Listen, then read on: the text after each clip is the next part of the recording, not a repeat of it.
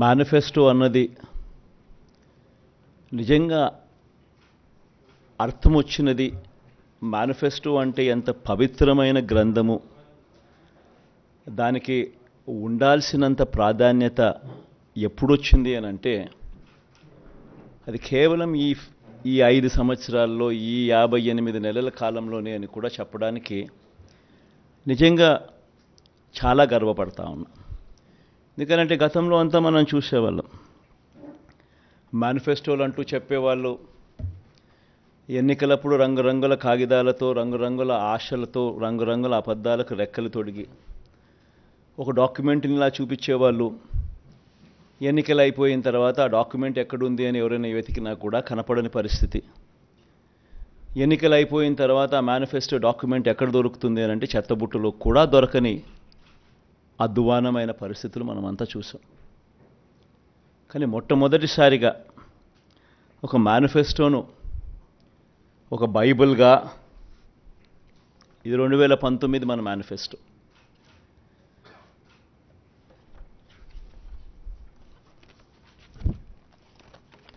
ఈ మాదిరిగా ఇచ్చిన ఈ మేనిఫెస్టోను ఒక బైబిల్గా, ఒక ఖురాన్గా, ఒక భగవద్గీతగా దీన్ని భావిస్తూ దీన్ని ఇంప్లిమెంట్ చేసిన పరిస్థితులు, దీన్ని ఇంప్లిమెంట్ చేసిన విధానం బహుశా దేశ చరిత్రలోనే ఈ 58 నెలలు అన్నది చిరస్థాయిగా చరిత్రలో ఎప్పటికీ కూడా నిలిచిపోతాయి. 2019లో ఇచ్చిన ఈ వాగ్దానాలన్నీ కూడా ఎంతో నిష్ఠగా మనం అమలు చేశాం. ఏ స్థాయిలో ఇది అమలు చేశాము అని అంటే, ఈ మేనిఫెస్టో అన్నది ప్రతి ప్రభుత్వ కార్యాలయంలో ఉన్న ప్రతి ఇంపార్టెంట్ అధికారి దగ్గర ఈ మేనిఫెస్టో ఉంది. ఏ స్థాయిలో ఇది అమలు చేశాము అని అంటే, ఈ మేనిఫెస్టో అన్నది రాష్ట్రంలో ఉన్న ప్రతి ఇంట్లో కూడా ఉంది. అంటే అన్నిసార్లు ఈ మేనిఫెస్టో వాళ్ళ ఇళ్ళకు పంపించాం. ప్రతి సంవత్సరం తర్వాత ఇదిగో ప్రోగ్రెస్ రిపోర్ట్, ఇదిగో అక్క, ఇదిగో చెల్లెమ్మ, ఇదిగో ప్రోగ్రెస్ రిపోర్ట్, ఇదిగో మా మేనిఫెస్టో, చెప్పినటువన్నీ మీరే టిక్ చేయండి అని మొట్టమొదటి సంవత్సరంలో 88%, 85%, 86% మొట్టమొదటి సంవత్సరంలో టిక్కు పెడితే చివరికి వచ్చేసరికి 99.5%, 99 ఎంత ధనుంజయ ఎంత 99 చివరికి వచ్చేసరికి అదే 99% పైచిలుకు, 99% పైచిలుకు మేనిఫెస్టోను మనం ఇంప్లిమెంట్ చేసి ప్రజల చేతుల్లో ఇచ్చిన పరిస్థితి. ఇలా ఈ మేనిఫెస్టోను ప్రతి ఇంట్లో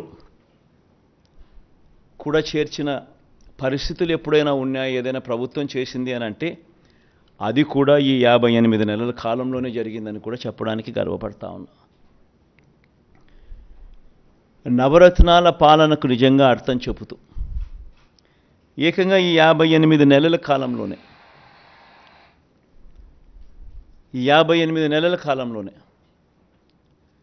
ఏకంగా 2,70,000 కోట్ల రూపాయలు, మళ్ళా రిపీట్ చేస్తా ఉన్నా, ఏకంగా 2,70,000 కోట్ల రూపాయలు డిబిటీగా, అంటే నేరుగా నా అక్క చెల్లెమ్మల కోసం నేను బటన్ నొక్కడం, నా అక్క చెల్లెమ్మల కుటుంబాల ఖాతాల్లోకి నేరుగా డబ్బులు వెళ్ళిపోవడం, నేరుగా వారి చేతికి అది అందడం, ఇదొక హిస్టరీ. 2,70,000 కోట్ల రూపాయలు ఈ మాదిరిగా నా అక్క చెల్లెమ్మలకు దేవుడి దయతో మంచి చేయగలిగాం. పేదల ఆత్మగౌరవాన్ని, అవ్వాతాతల ఆత్మాభిమానాన్ని ఎరిగిన వాడిగా వాళ్ళ ఇంటికి ఈ పథకాలన్నీ డోర్ డెలివరీ చేసిన పరిస్థితులు కూడా ఈ 58 నెలల కాలంలోనే.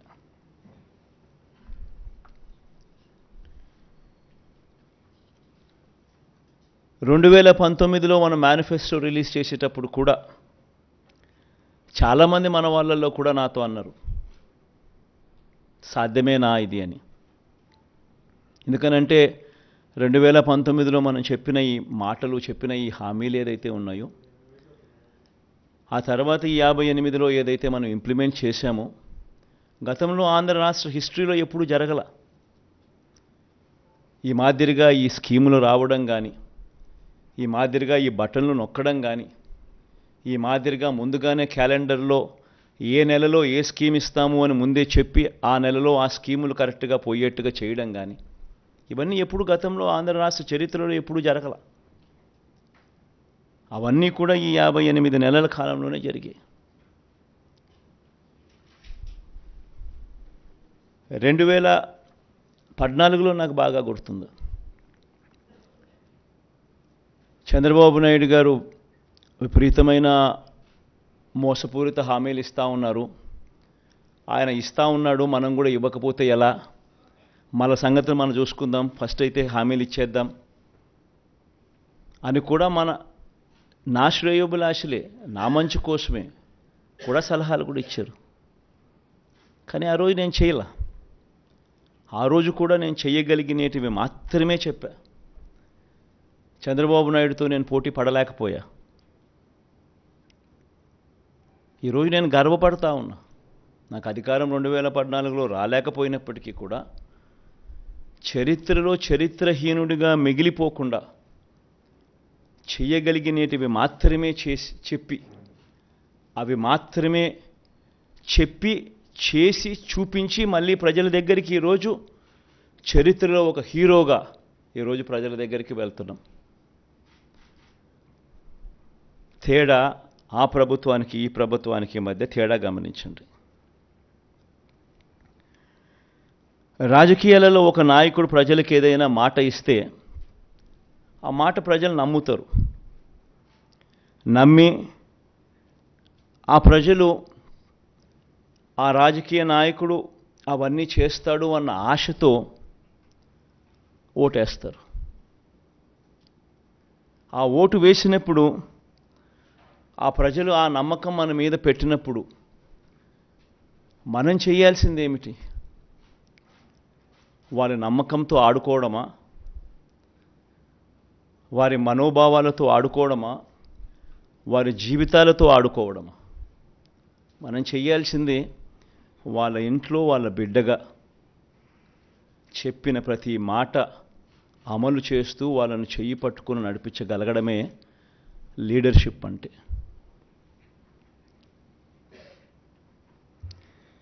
ఈరోజు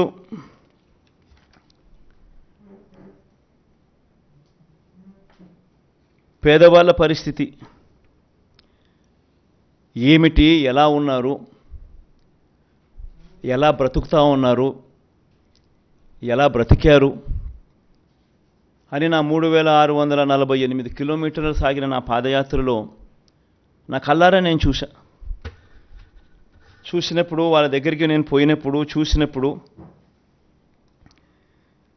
పేదవాళ్ళ పరిస్థితి ఏమిటి అని చెప్పి గమనిస్తే, పిల్లలను చదివించలేని పరిస్థితి, చదివించాలని ఆరాటం ఉన్న తల్లులకు. ఎందుకంటే మొట్టమొదటగా కడుపు నిండితే తప్పనిచ్చి ఆ తర్వాతనే చదువులు గుర్తుకొస్తాయి.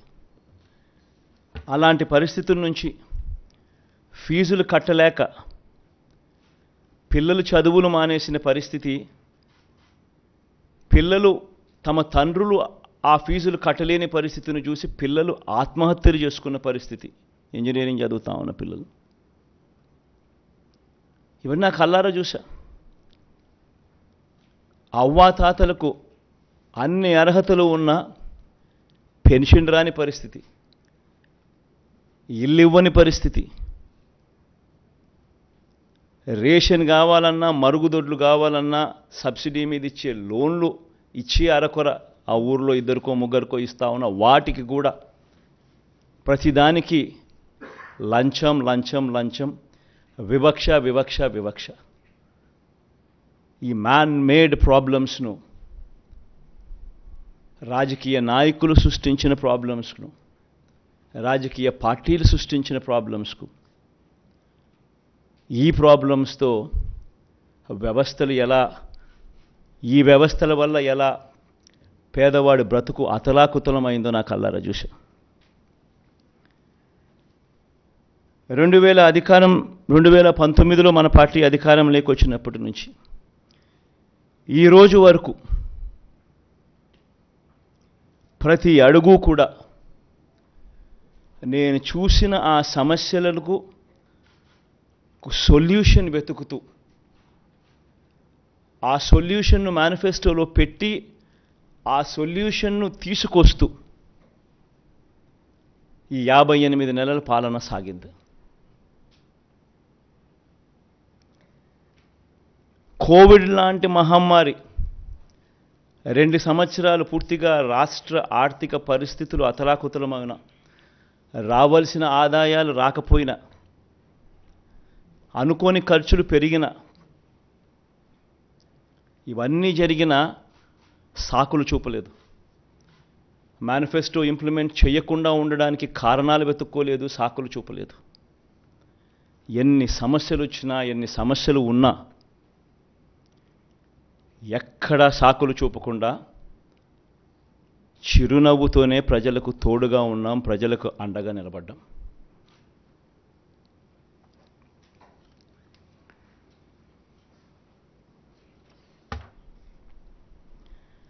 మేనిఫెస్టో అన్నది ఇంప్లిమెంట్ చేస్తూ ప్రతి సంవత్సరం ఆ ఇంప్లిమెంట్ చేసిన మేనిఫెస్టోను ప్రతి సంవత్సరం ప్రజల దగ్గరికి పంపించడం జరిగింది. అడుగులు వేగంగా వేస్తూ జూన్లో మనం ప్రమాణ స్వీకారం చేశాం. ఆగస్ట్ కల్లా వాలంటీర్ వ్యవస్థను తీసుకొచ్చాం. అక్టోబర్ 2వ తారీఖు కల్లా, గాంధీ జయంతి నాటికల్లా సచివాలయ వ్యవస్థను తీసుకొచ్చేసాం.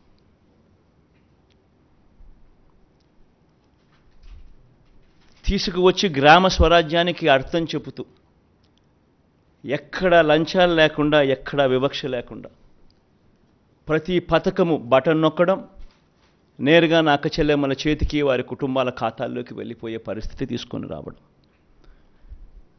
ఎవరైనా మిస్ అయిపోయినా కూడా వాళ్ళని జల్లెడ బట్టి ఎతికి మళ్ళీ వాళ్ళను మిస్సింగ్కి అవకాశం లేకుండా వాళ్లకు ఛాన్స్ ఇస్తూ మళ్ళీ వాళ్ళకు తోడుగా నిలబడ్డాం. మొట్టమొదటిసారిగా బహుశా భారతదేశ చరిత్రలో బహుశా ఎప్పుడూ కూడా జరగలేదేమో, ప్రజలకు మంచి చేయడమే కాకుండా, ప్రతి సంవత్సరం అది పంపించడమే కాకుండా, ఎమ్మెల్యేలను కూడా ఎప్పుడో ఎన్నికలప్పుడు గడప గడపకు వెళ్ళడం కాదు, ఎమ్మెల్యేలను కూడా ప్రజల దగ్గరికి ముందుగానే, ఎన్నికలకు 2-3 సంవత్సరాల ముందుగానే వాళ్ళను కూడా గడప గడపకు తిప్పుతూ ప్రజలకు జరిగిన మంచిని ప్రతి ఇంట్లోనూ ఈచ్ ఇండివిజువల్కు, ఈచ్ హౌస్కు రాసిన లెటర్లు తీసుకొని పోయి ఆ ప్రతి లెటరు వాళ్ళే ఇచ్చి, అక్క చెల్లి ఇవన్నీ జరిగాయి కదమ్మా, సంతోషంగా ఉన్నారా అని చెప్పి ఎమ్మెల్యేలు సైతం వాళ్ళ దగ్గరికి వెళ్ళి వాళ్ళ బ్లెస్సింగ్స్, ఆశీర్వాదాలు తీసుకునే కార్యక్రమం బహుశా దేశ చరిత్రలో ఎప్పుడూ కూడా జరగల. ఈ 58 నెలల్లోనే అది కూడా జరిగింది.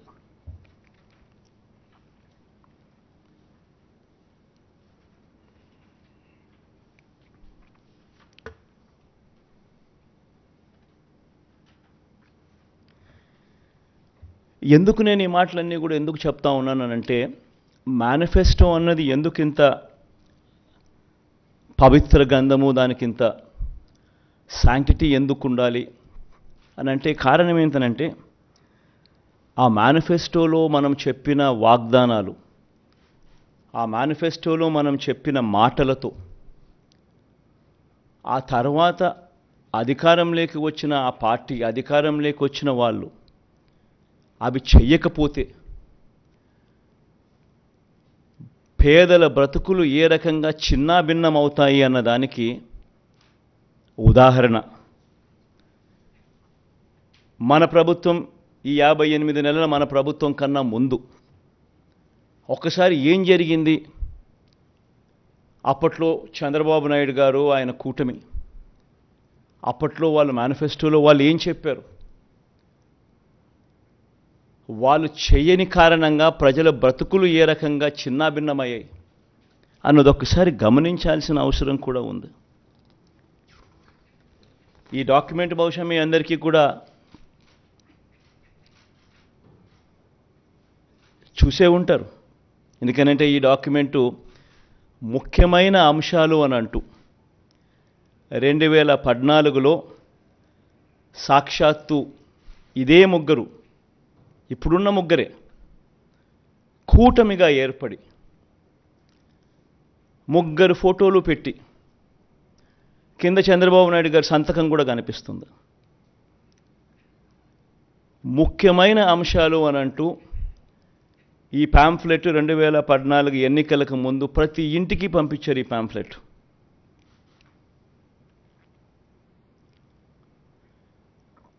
ప్రతి ఇంటికి పంపించిన ఈ పాంఫ్లెట్ను చూసి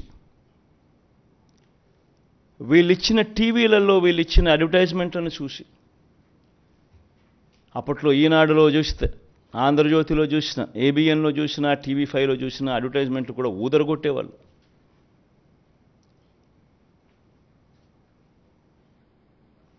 ఒక చెయ్యి ఒక తల్లి చేతిలో, ఒక తల్లి మెడలో మంగళసూత్రం ఒక చెయ్యి లాగేస్తూ ఉంటుంది, వెంటనే ఇంకొక చెయ్యి వచ్చి అడ్డుకుంటుంది.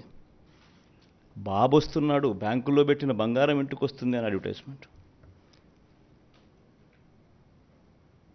ముఖ్యమైన హామీలు అని అంటూ ఏకంగా చంద్రబాబు నాయుడు గారు సంతకం పెట్టి ఇదే ముగ్గురు ఫోటోలు ముద్రించి ఇదే కూటమిగా 2014లో ముఖ్యమైన హామీలు అని అంటూ వీళ్ళు చెప్పిన మాటలు, వీళ్ళు చెప్పిన హామీలు ఏ మాదిరిగా ప్రజలు నమ్మి వీళ్ళకు ఓటు వేసినందుకు వాళ్ళ బ్రతుకులు ఏ రకంగా అతలాకుతలమైనాయి అన్నది కూడా ప్రతి ఒక్కరూ నాగరిక ప్రపంచంలో గమనించాల్సిన అంశం.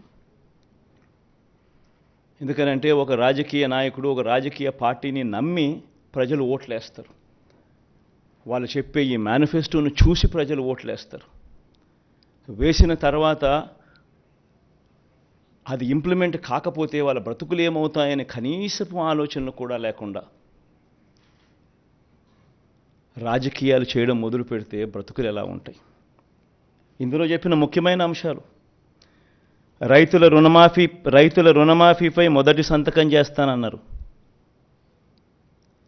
మరి 87,612 కోట్ల రూపాయలు రుణమాఫీ అయిందా? ప్రతి సిద్ధం సభలోనూ ఈ ప్రశ్నలు నేను వేస్తా వస్తున్నా. పొదుపు సంఘాల రుణాలు పూర్తిగా రద్దు చేస్తామన్నారు. 14,205 కోట్ల రూపాయలు డ్వాక్రా సంఘాలకు, పొదుపు సంఘాలకు రుణాలు మాఫీ చేస్తామన్న సొమ్ము ఒక్క రూపాయైనా మాఫీ చేశారా? ఇంకా ముందుకు పోతే వీళ్ళ ముఖ్యమైన హామీలంటూ ఇంకా ముందుకు పోతే ఆడబిడ్డ పుట్టిన వెంటనే మహాలక్ష్మి పథకం కింద 25,000 రూపాయలు బ్యాంకులో డిపాజిట్ చేస్తామన్నారు. 25,000 కదా దేవుడు ఎరుగు, ఒక్క రూపాయి అయినా డిపాజిట్ చేశారా? ఇంకా ముందుకు పోతే ముఖ్యమైన హామీలు ఇవన్నీ. ఇప్పుడు సూపర్ 6, సూపర్ 7 అంటా ఉన్నట్టుగానే ఆ రోజుల్లో ముఖ్యమైన హామీలు అంటూ తాను చెప్పిన మాటలు ఇవన్నీ. ఇంకా ముందుకు పోతే ఇంటింటికి ఒక ఉద్యోగం ఇస్తాం, ఉద్యోగం ఇవ్వలేకపోతే ఇంటింటికి నెలకు 2,000 రూపాయలు నిరుద్యోగ భృతి. 5 సంవత్సరాలు అంటే 60 నెలలు ఇంటూ నెలకు 2,000 రూపాయలు అంటే 1,20,000 రూపాయలు. ఏ ఇంటికి ఇచ్చారు 1,20,000 రూపాయలు? పిల్లల జీవితాలతో ఆడుకున్నారు. అర్హులైన వారందరికీ 3 సెంట్ల స్థలం, పక్కా ఇల్లు అన్నారు, కట్టుకునేందుకు పక్కా ఇల్లు అన్నారు.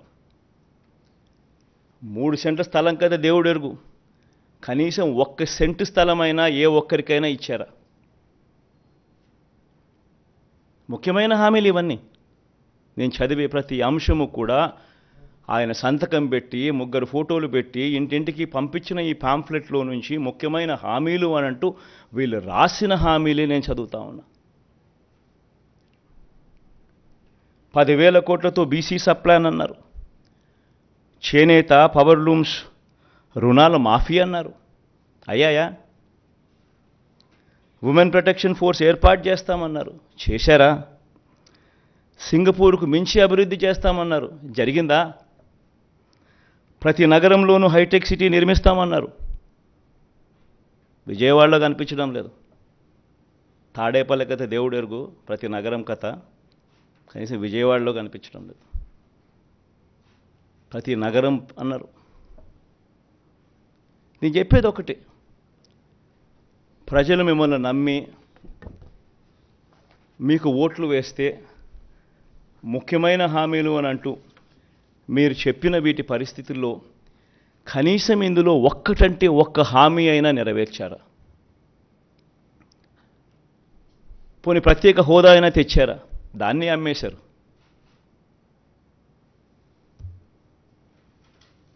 అదే నోట్తోనే ప్రత్యేక హోదా ఏమైనా సంజీవినా అని చెప్పి మళ్ళీ వెటకారం కూడా చేశారు. నేను చెప్పేది ఒకటి, ప్రతి మాట రాజకీయ నాయకుడు ఒక విశ్వసనీయత కోల్పోతే, రాజకీయాలలో విశ్వసనీయత అన్న పదానికి అర్థం లేకపోతే రాజకీయాలు ఎందుకు చేస్తూ ఉన్నాం? ఎవరి కోసం చేస్తూ ఉన్నాం? దేనికోసం చేస్తూ ఉన్నాం? చనిపోయిన తర్వాత ప్రతి పేదవాడి గుండెల్లో, ప్రతి ఇంట్లో మన ఫోటో ఉండాలి, ప్రతి గుండెలో మన ఫోటో ఉండాలి అనే తాపత్రయం లేనప్పుడు రాజకీయాలు ఎందుకు చేయాలి?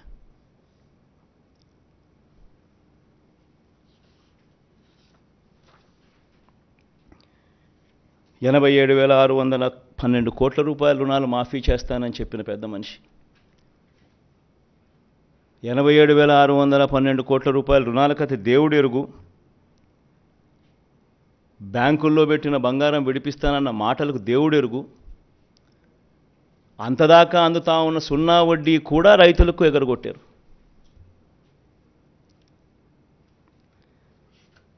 పొదుపు సంఘాల రుణాలు 14,205 కోట్ల రూపాయలు మాఫీ చేస్తామన్న మాటలు, రుణాల మాఫీ కథ దేవుడు ఎరుగు.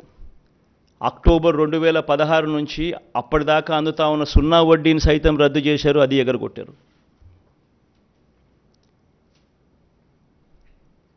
పొదుపు సంఘాల పరిస్థితి ఏమిటి అని అంటే ఓవర్ డ్యూసు, ఎన్పిఏలు 18% పైచిలుకు వెళ్ళిపోయింది. ఏ గ్రేడు, బి గ్రేడ్ సంఘాలన్నీ సి గ్రేడు, డి గ్రేడ్ సంఘాలుగా మారిపోయాయి. అక్కచెల్లెమ్మలు రోడ్డు మీదకి వచ్చారు, రోడ్డున పడ్డారు. నిరుద్యోగులకు 2,000 రూపాయలు నిరుద్యోగ భృతి అన్నారు, ఉద్యోగం ఇవ్వలేకపోతే. ఎవరికి ఇచ్చారు? పోనీ గవర్నమెంట్ ఉద్యోగాలు ఎన్ని ఇచ్చారు అని చూస్తే ఆ మొత్తం 2014 నుంచి 19 పీరియడ్లో ఇచ్చింది కేవలం 32,000 ఉద్యోగాలు. అదే ఈ 58 నెలల కాలంలో మనం ఇచ్చిన ఉద్యోగాలు ఏకంగా 2,31,000 ఉద్యోగాలు. ప్రతి సచివాలయంలో కనిపిస్తారు పిల్లలు, ప్రతి గవర్నమెంట్ హాస్పిటల్లో కనిపిస్తారు డాక్టర్లు, నర్సులు, స్టాఫ్, పారామెడిక్స్.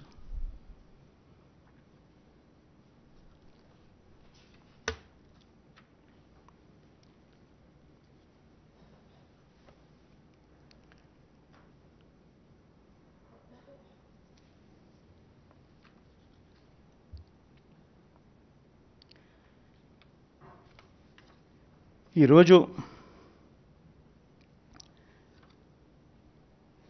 2019లో మన ప్రభుత్వం అధికారంలోకి వచ్చిన తర్వాత ఈ మాదిరిగా మేనిఫెస్టో అని చెప్పి దీన్ని చూపించి మనం అధికారంలోకి వచ్చిన తర్వాత ఇందులో చెప్పిన హామీలు ఏకంగా 99% అమలు చేసి ఎప్పుడు జరగని విధంగా ఈరోజు రిఫార్మ్స్ కూడా కనిపిస్తూ ఉన్నాయి, సంస్కరణలు కూడా కనిపిస్తూ ఉన్నాయి. ఈరోజు మొట్టమొదటిసారిగా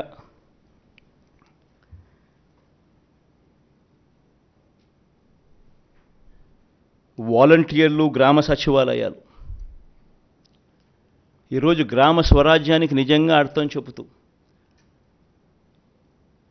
ఈ 58 నెలలకు ముందు ఎవరైనా కూడా మీతో కానీ ఇంకొకరితో కానీ ఎవరైనా గవర్నమెంట్ ఇచ్చే డబ్బులు లంచాలు లేకుండా అందుతాయి అని అంటే ఎవరైనా నమ్మేవాళ్ళ? వివక్ష లేకుండా అందుతుందంటే నమ్మేవాళ్ళ? నేరుగా ఎవరు చుట్టూ తిరగాల్సిన పని లేకుండా మీ ఇంటికే వస్తాయంటే నమ్మేవాళ్ళ? మొట్టమొదటిసారిగా ట్రాన్స్ఫర్మేషన్.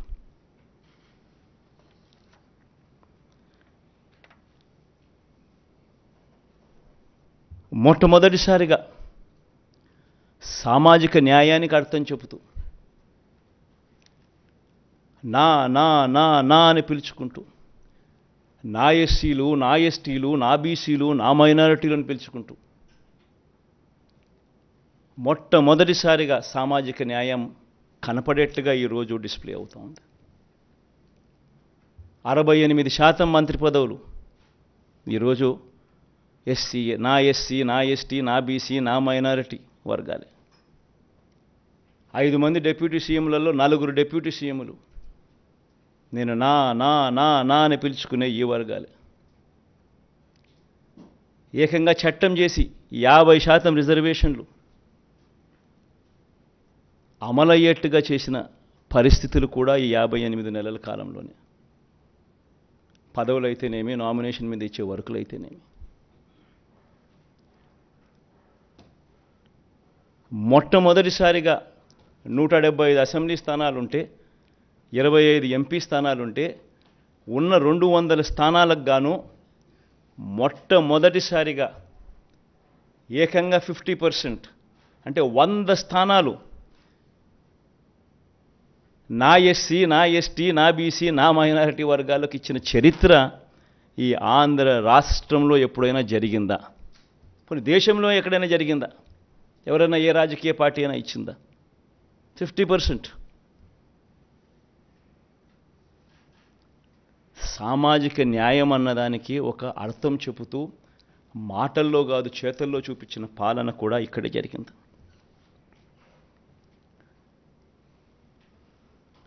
మన పల్లెటూరు పిల్లలు, మన పేద పిల్లలు ఐక్యరాజ్య సమితికి కూడా వెళ్ళి రెట్టించిన ఆత్మవిశ్వాసంతో ఇంగ్లీష్లో అనర్గళంగా మాట్లాడగలిగే పరిస్థితి ఈరోజు మనం అందరం చూస్తూ ఉన్నాం. ఫస్ట్ క్లాస్లో ఐబీతో మొదలవుతూ ఉంది ప్రయాణం. గవర్నమెంట్ బడులు నాడు నేడుతో రూపురేఖలు మారాయి. ఇంగ్లీష్ మీడియం ఈరోజు గవర్నమెంట్ బడుల్లో ఒక హక్కుగా అందుబాటులోకి వచ్చింది. మరో 10 సంవత్సరాలలో ఇదే పాలన కొనసాగితే మరో 10-15 సంవత్సరాలలో జరగబోయే మార్పులు ఒక్కసారి గమనించండి, ఒకసారి ఊహించండి. మరో 10-15 సంవత్సరాలు ఇదే పాలన కొనసాగితే ఈరోజు 1వ తరగతి పిల్లాడు ఐబీ ఫస్ట్ క్లాస్ ఈరోజు జాయిన్ అవుతున్నాడు. 2035న 10th క్లాస్లో ఆ పిల్లోడు ఐబీ ఎగ్జామ్ రాస్తాడు.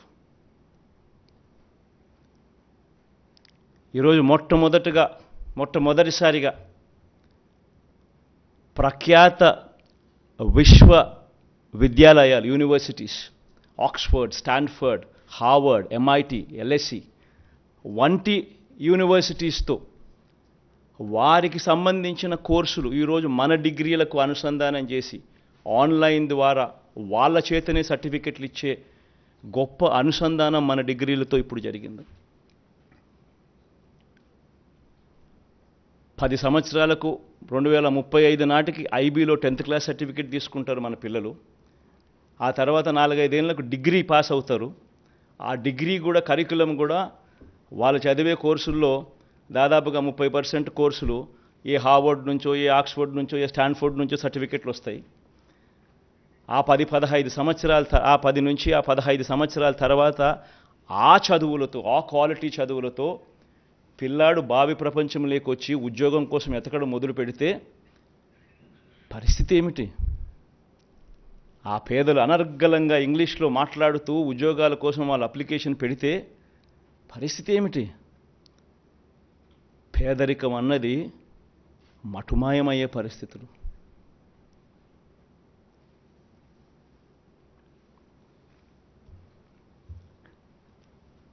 విద్యారంగంలో మొదలెడితే కని విని ఎరుగని మార్పులు వైద్య రంగంలో, వ్యవసాయ రంగంలో,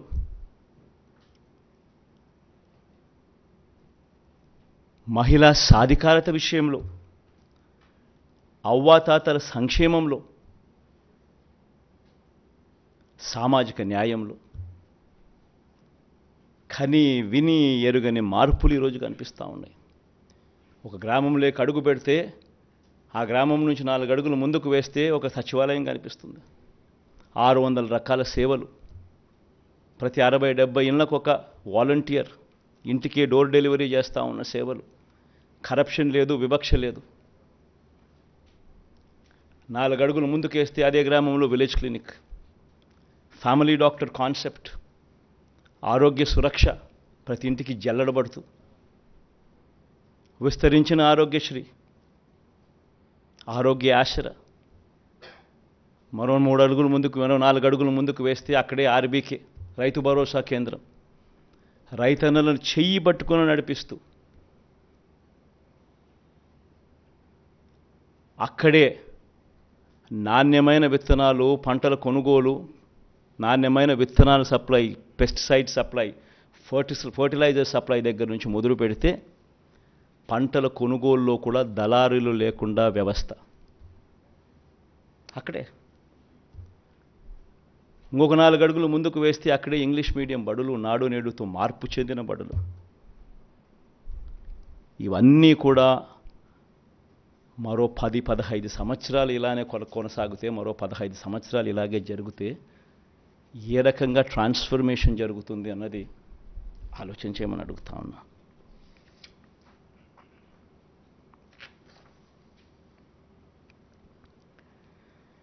ఈరోజు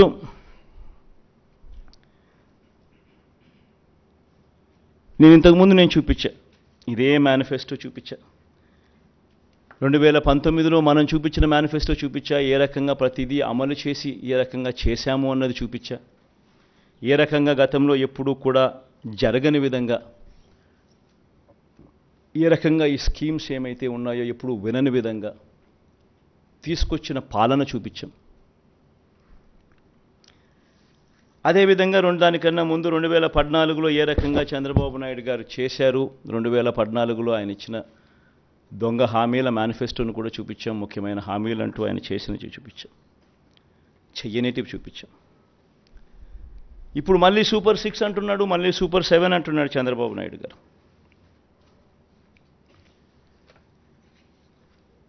ఈ సూపర్ 6లకు, ఈ సూపర్ 10లకు, ఈ సూపర్ 6లకు చంద్రబాబు చెప్పే ఈ సూపర్ 10లకు అసలు ఎంత ఖర్చు అవుతుంది?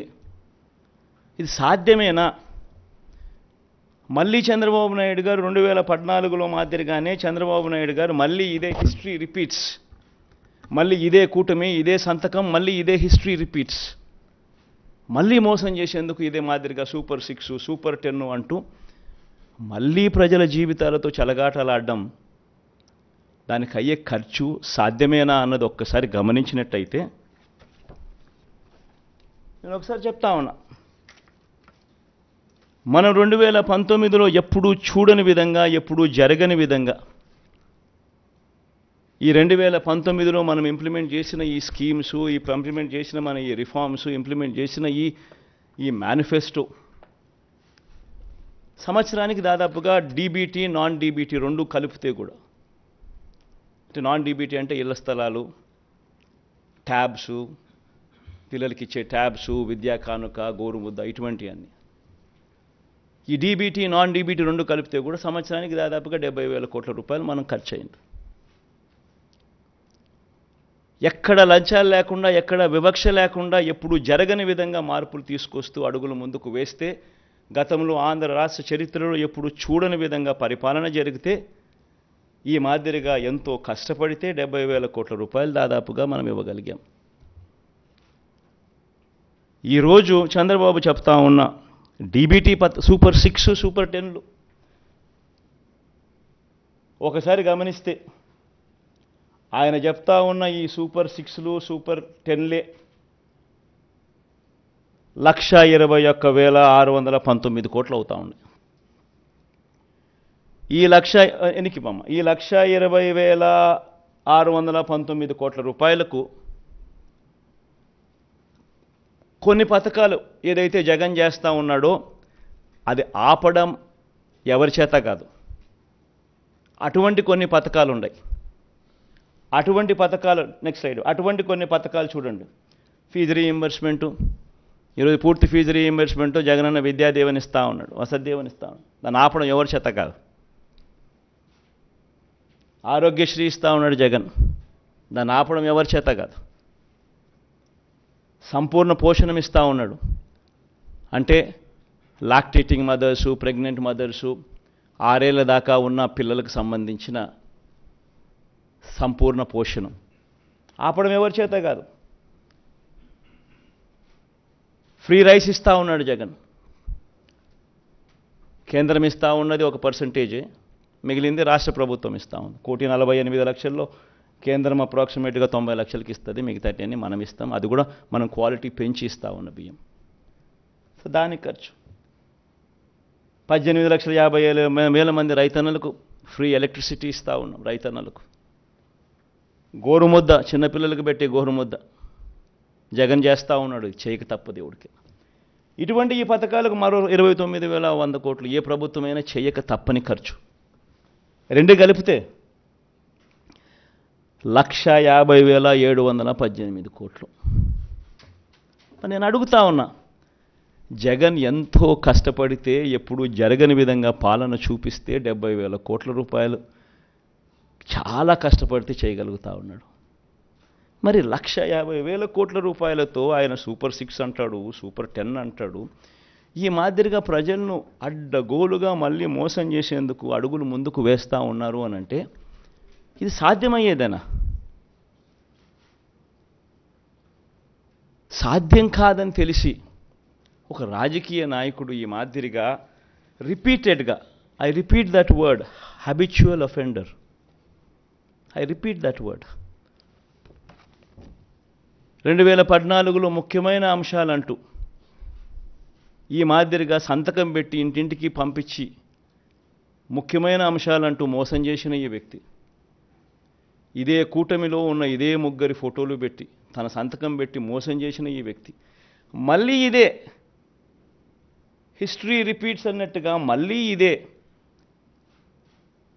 మళ్ళీ 2024లో మళ్ళీ ఇదే మాదిరిగా సాధ్యం కాని హామీలతో అబద్ధాలకు రెక్కలు కడుతూ ఈ మాదిరిగా సాధ్యం కాని హామీలతో 1,50,000 కోట్లకు సంబంధించి ఈ మాదిరిగా ఆయన చేయడం, మోసం చేసేదానికి అడుగులు వేయడం దొంగతనం కన్నా దొంగల కన్నా అన్యాయం కాదా అని అడుగుతా ఉన్నా.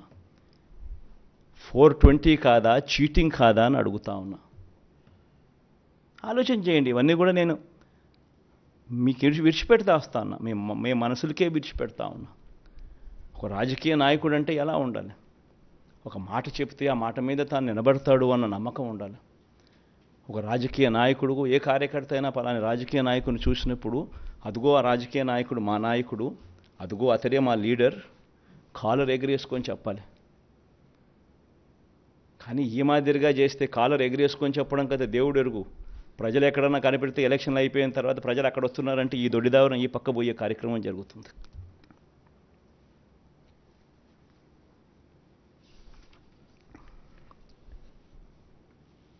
అదే మాదిరిగా ఈయనేమంటాడు,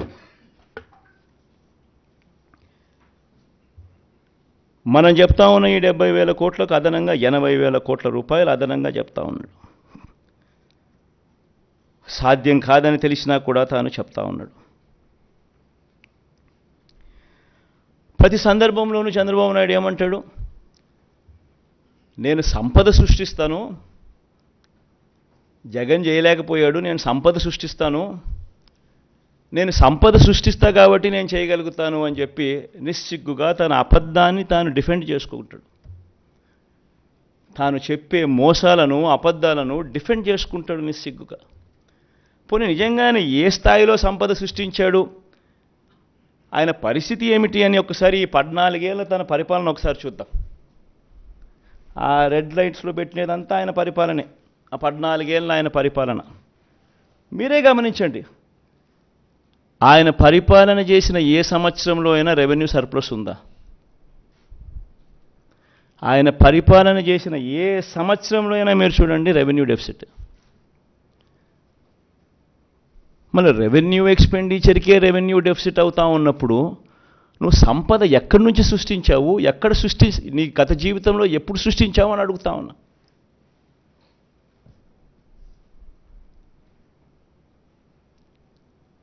ఇట్స్ రియాలిటీ. అదే చంద్రబాబు నాయుడు ముందు పరిపాలన కానీ చంద్రబాబు నాయుడు లేని పరిపాలన కానీ ఒక్కసారి చూస్తే అంత రెవెన్యూ సర్ప్లసే కనిపిస్తుంది. ఇన్ని సంవత్సరాల రెవెన్యూ డెఫిసిట్ ఎక్కడ ఎవరి రెజ్యూమ్లో ఉండదు. ఏదో 1 సంవత్సరం ఉండొచ్చేమో, 2 సంవత్సరాలు ఉండొచ్చేమో రెవెన్యూ డెఫిసిట్, కానీ ఈ మాదిరిగా ఇన్ని సంవత్సరాలు ప్రతి సంవత్సరం రెవెన్యూ డెఫిసిట్ అనేది ఒక్క చంద్రబాబు నాయుడు హయాంలో మాత్రమే జరుగుతుంది. మళ్ళా ఇది రియాలిటీ అయి కనిపిస్తూ ఉండగానే సంపద సృష్టిస్తానంటాడు. సృష్టించలేదు అని చెప్పి లెక్కలు చెప్తా ఉన్నాయి, కనిపిస్తూ ఉన్నాయి. ప్రతి సంవత్సరం రెవెన్యూ డెఫిసిట్ కనిపిస్తూ ఉంది ఆయన హయాం అంతా.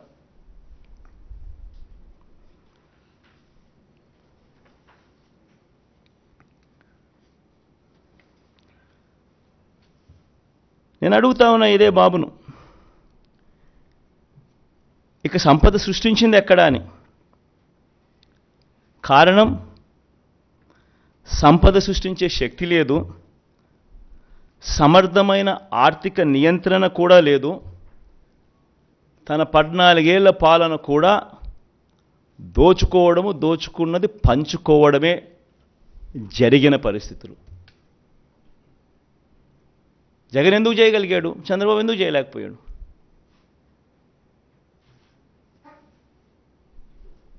ఇక్కడ కరప్షన్ లేదు కాబట్టి, వివక్ష లేదు కాబట్టి, బటన్లు నొక్కుతున్నారు కాబట్టి అక్కడ దోచుకున్నది పంచుకోవడం. పోనీ అప్పుల పరిస్థితి ఒకసారి గమనిద్దామా? అది చూద్దాం. అప్పుల పరిస్థితులు కూడా ఇదే పెద్ద మనిషి చంద్రబాబు నాయుడు హయాంలో అప్పులు ఎంత, ఆయన ఎంత చేశాడు, జగన్ అప్పులు ఎంత చేశాడు, ఆ అప్పుల పరిస్థితి కూడా ఎంత కూడా ఒకసారి గమనిద్దాం. ఒకసారి గమనించినట్లయితే అప్పుల పరిస్థితిని ఒకసారి గమనించినట్లయితే కంపౌండెడ్ యాన్యువల్ గ్రోత్ రేట్ 2014 నుంచి 2019 దాకా, అంటే public debt and public account అంటే గవర్నమెంట్ డెట్, చంద్రబాబు నాయుడు పరిపాలన మే దాకా జరిగింది. మేలో కూడా గుర్తుండే ఉంటుంది మీకు, స్కీమ్ మీద పెట్టాడు. సో మే దాకా జరిగిన ఆయన పాలన చూస్తే పబ్లిక్ డెట్ అంటే గవర్నమెంట్ డెట్, ఆయన అధికారంలోకి రాకమునుపు 1,18,000 ఉంటే 2,71,000కు ఎగవాకింది. అది మన రెజ్యూమ్లో ఎంత జరిగింది అని. తర్వాత ఈ పబ్లిక్ డెట్కు తోడు government guaranteed det of public sector undertakings, అది కూడా యాడ్ చేయండి. అది యాడ్ చేస్తే 14,000 అక్కడ ముందు చంద్రబాబు నాయుడు వచ్చిన తర్వాత 59,000, మన హయాంలో 1,43,000 పెరిగింది. పోనీ అట్లా చూసుకున్నా కూడా 1,32,000, 3,30,000, 6,34,000. పోనీ ఇది కాక ఇంకా ఫర్దర్గా ముందుకు పోదాం. Non government guaranteed det of state PSUs కూడా తీసుకుందాం, అది కూడా తీసుకుందాం. దానికి చూస్తే total det of power sector corporations 29,000 కోట్లు ఉంటే ఆయన 69,000కి తీసుకుపోతే మన దాంట్లో 1,06,000 కోట్లకు పోయింది. Payables on account of power purchases, discoms liability చూసుకుంటే ఆయన హయాంలో 21,000కి ఎగబాకితే మన హయాంలో 8,500 తగ్గింది. అంటే వాళ్ళ డబ్బులు మనం కట్టినాం కాబట్టి మనది కొంచెం పెరిగింది అక్కడ. Total liabilities of power sector రెండు కలిపితే వచ్చే అమౌంట్, ఈ non guaranteed power liabilities and payable category 3 కూడా కలుపుకుంటే కూడా ఆయన హయాంలో 81,000కి ఎగబాకితే మన హయాంలో మనం కట్టాం కాబట్టి తగ్గి 69,000కి తగ్గింది. మొత్తంగా total state government liabilities and non guaranteed PSU liabilities కూడా కలుపుకుంటే కూడా ఎంత మన లయబిలిటీస్ ఉన్నాయని చెప్పి చూస్తే చంద్రబాబు నాయుడు హయాంలో 4,53,000 కోట్లు కాస్త 4,12,288 కోట్లకు ఎగబాకితే మన హయాంలో అది 7,03,000 కోట్లకు ఎగబాకింది. కంపౌండెడ్ యాన్యువల్ గ్రోత్ రేట్ రెండు పీరియడ్లలో కూడా చూస్తే గ్రోత్ రేట్ ఆఫ్ డెట్ చూస్తే ఆయన హయాంలో 21.87% ఎగబాకితే మన హయాంలో మన 5 ఏళ్లలో కేవలం 12.13% మాత్రమే. మరి ఫైనాన్షియల్ డిసిప్లిన్ ఎవరికి ఉంది? ఇంకా 2-3 స్లైడ్లు చూద్దామా? ఇంకొక స్లైడ్ కూడా చూద్దాం. ఇంకొక స్లైడ్ ఏమిటి అని అంటే క్యాపిటల్ ఎక్స్పెండిచర్. ఎప్పుడైనా చంద్రబాబు ఏమంటాడు, నేను స్కీములకు పెట్టలేదు, నేను క్యాపిటల్ ఎక్స్పెండిచర్కి పెట్టినాను, అందుకనే నా దాంట్లో ఎక్కువ, అందుకే నేను చేయలేకపోయాను ఇంకో మాట మాట్లాడతాడు. పోనీ అక్కడ చూద్దాం క్యాపిటల్ ఎక్స్పెండిచర్ ఎవరి హయాంలో ఎంత జరిగింది. ఎవడి హయాంలో నాడు నేడు జరిగాయి, ఎవడి హయాంలో హాస్పిటల్ బాగుపడ్డాయి, ఎవడి హయాంలో స్కూళ్ళు బాగుపడ్డాయి, ఎవడి హయాంలో క్యాపిటల్ ఎక్స్పెండిచర్ జరిగింది.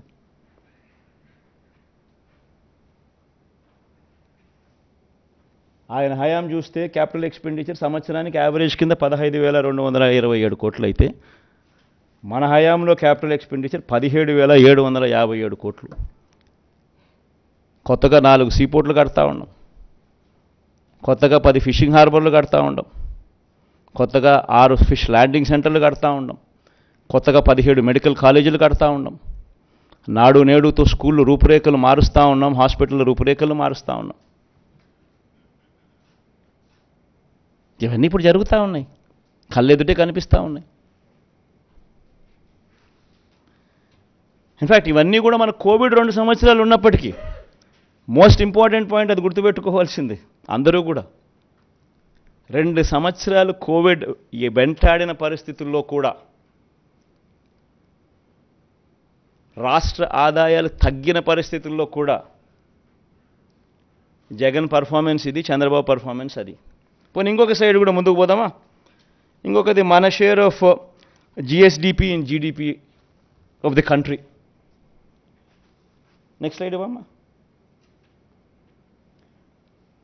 ఇది జీడిపిలో మన రాష్ట్ర షేర్ ఎంత, మన రాష్ట్ర మన వాటా అంటే పురోగతి అనేది ఏమిటి, దేశ ఖజానాకు మనం ఎంత ఇవ్వగలుగుతున్నాం అది చూస్తే చంద్రబాబు నాయుడు హయాంలో 4.47% కాంట్రిబ్యూషన్ ఉంటే మన హయాంలో 4.83% కాంట్రిబ్యూషన్.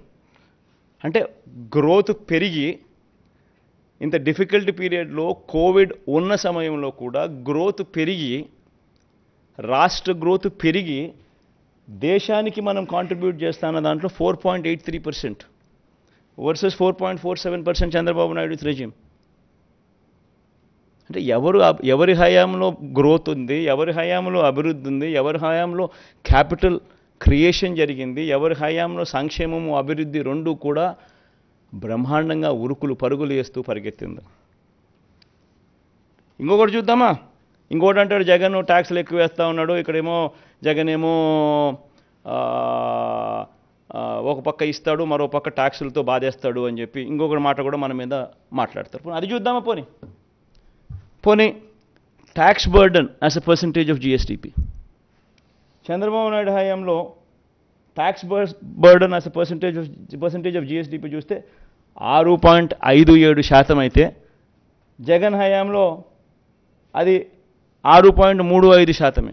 మరి ఎవరి హయాంలో ఎవరు ట్యాక్సులతో బాధారయ్యా? ఇవన్నీ కూడా సోర్సెస్, ఇవన్నీ కూడా కనిపించే సోర్సులు.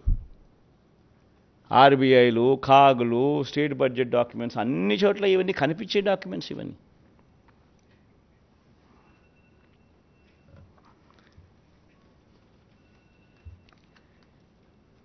అంటే ఇవన్నీ కూడా ఎందుకు చెప్తా ఉన్నాను అనంటే అబద్ధానికి వీళ్ళంతా కూడా రెక్కలు కట్టి వీళ్ళంతా ఏ మాదిరిగా దాన్ని మోసం చేయడానికి అడుగులు ముందుకు వేస్తూ ఉన్నారు. ఇది ధర్మమేనా అని ప్రతి ఒక్కరూ కూడా ఆలోచన చేయాలి కాబట్టి చేస్తూ ఉన్నా. ఈరోజు ఈ మాటలన్నీ కూడా నేను చెబుతూ ఒకటే ఒక విషయం చెప్తా ఉన్నా. జగన్ అబద్ధలాడ్డు. జగన్ మోసం చేయడు. చేయలేకపోతే చేయలేనని చెప్తాడు తప్పనిచ్చి జగన్ ఎప్పుడు అబద్ధాలాడు, జగన్ ఎప్పుడు మోసం చేయడు. పేదలకు ప్రేమించే విషయంలో, పేదలను అభిమానించే విషయంలో మేనిఫెస్టోలో పెట్టినా పెట్టకపోయినా జగన్ వేసినన్ని అడుగులు బహుశా రాష్ట్ర చరిత్రలో ఎవరు వేయలేదు. మేనిఫెస్టోలో పెట్టనేటివి కూడా చాలా చేశారు, చాలా జరిగాయి ఈ 58 నెలల కాలంలో. ఇప్పుడు కాపు నేస్తం ఉంది, మేనిఫెస్టోలో లేదు. పిల్లలకు ట్యాబ్స్ ఉన్నాయి, మేనిఫెస్టోలో లేదు. ఈబీసీ నేస్తం ఉంది, మేనిఫెస్టోలో లేదు. ఇటువంటి అనేకం. ఆరోగ్యశ్రీ 25 లక్షలకు పెంచడం మేనిఫెస్టోలో లేదు. పిల్లలకు విద్యా కానుక మేనిఫెస్టోలో లేదు. పిల్లలకు గోరుముద్ద మేనిఫెస్టోలో లేదు. ఇటువంటి అనేకం. 31 లక్షల ఇళ్ల పట్టాలు మేనిఫెస్టోలో లేవు. అనేకం చేశాం. సో ప్రతి ఒక్కరికి కూడా నేను ఈ సందర్భంగా మనవి చేసేది ఒకటే, ఈరోజు ఉన్న పరిస్థితుల దృష్ట్యా ఏ మేరకు చేయగలుగుతామో ఆ మేరకు నేను చెప్పగలుగుతున్నా.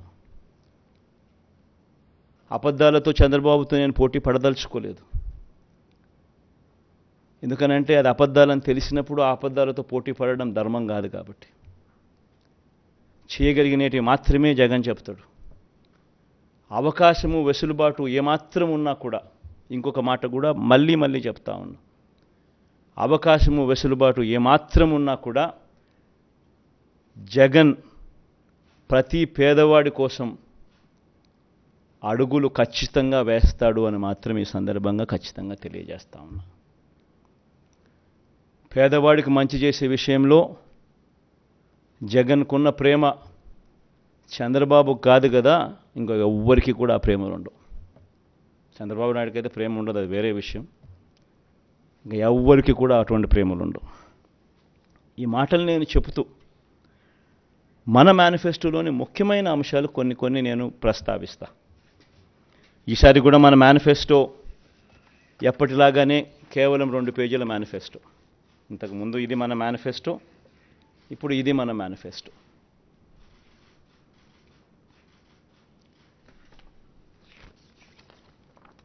ఈ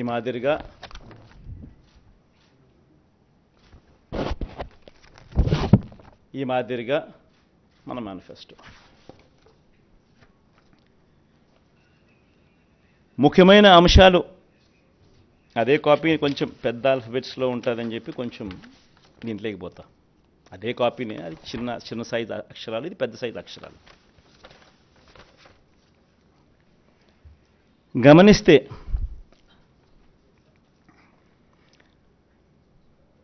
మనం పెట్టిన నవరత్నాలకు సంబంధించిన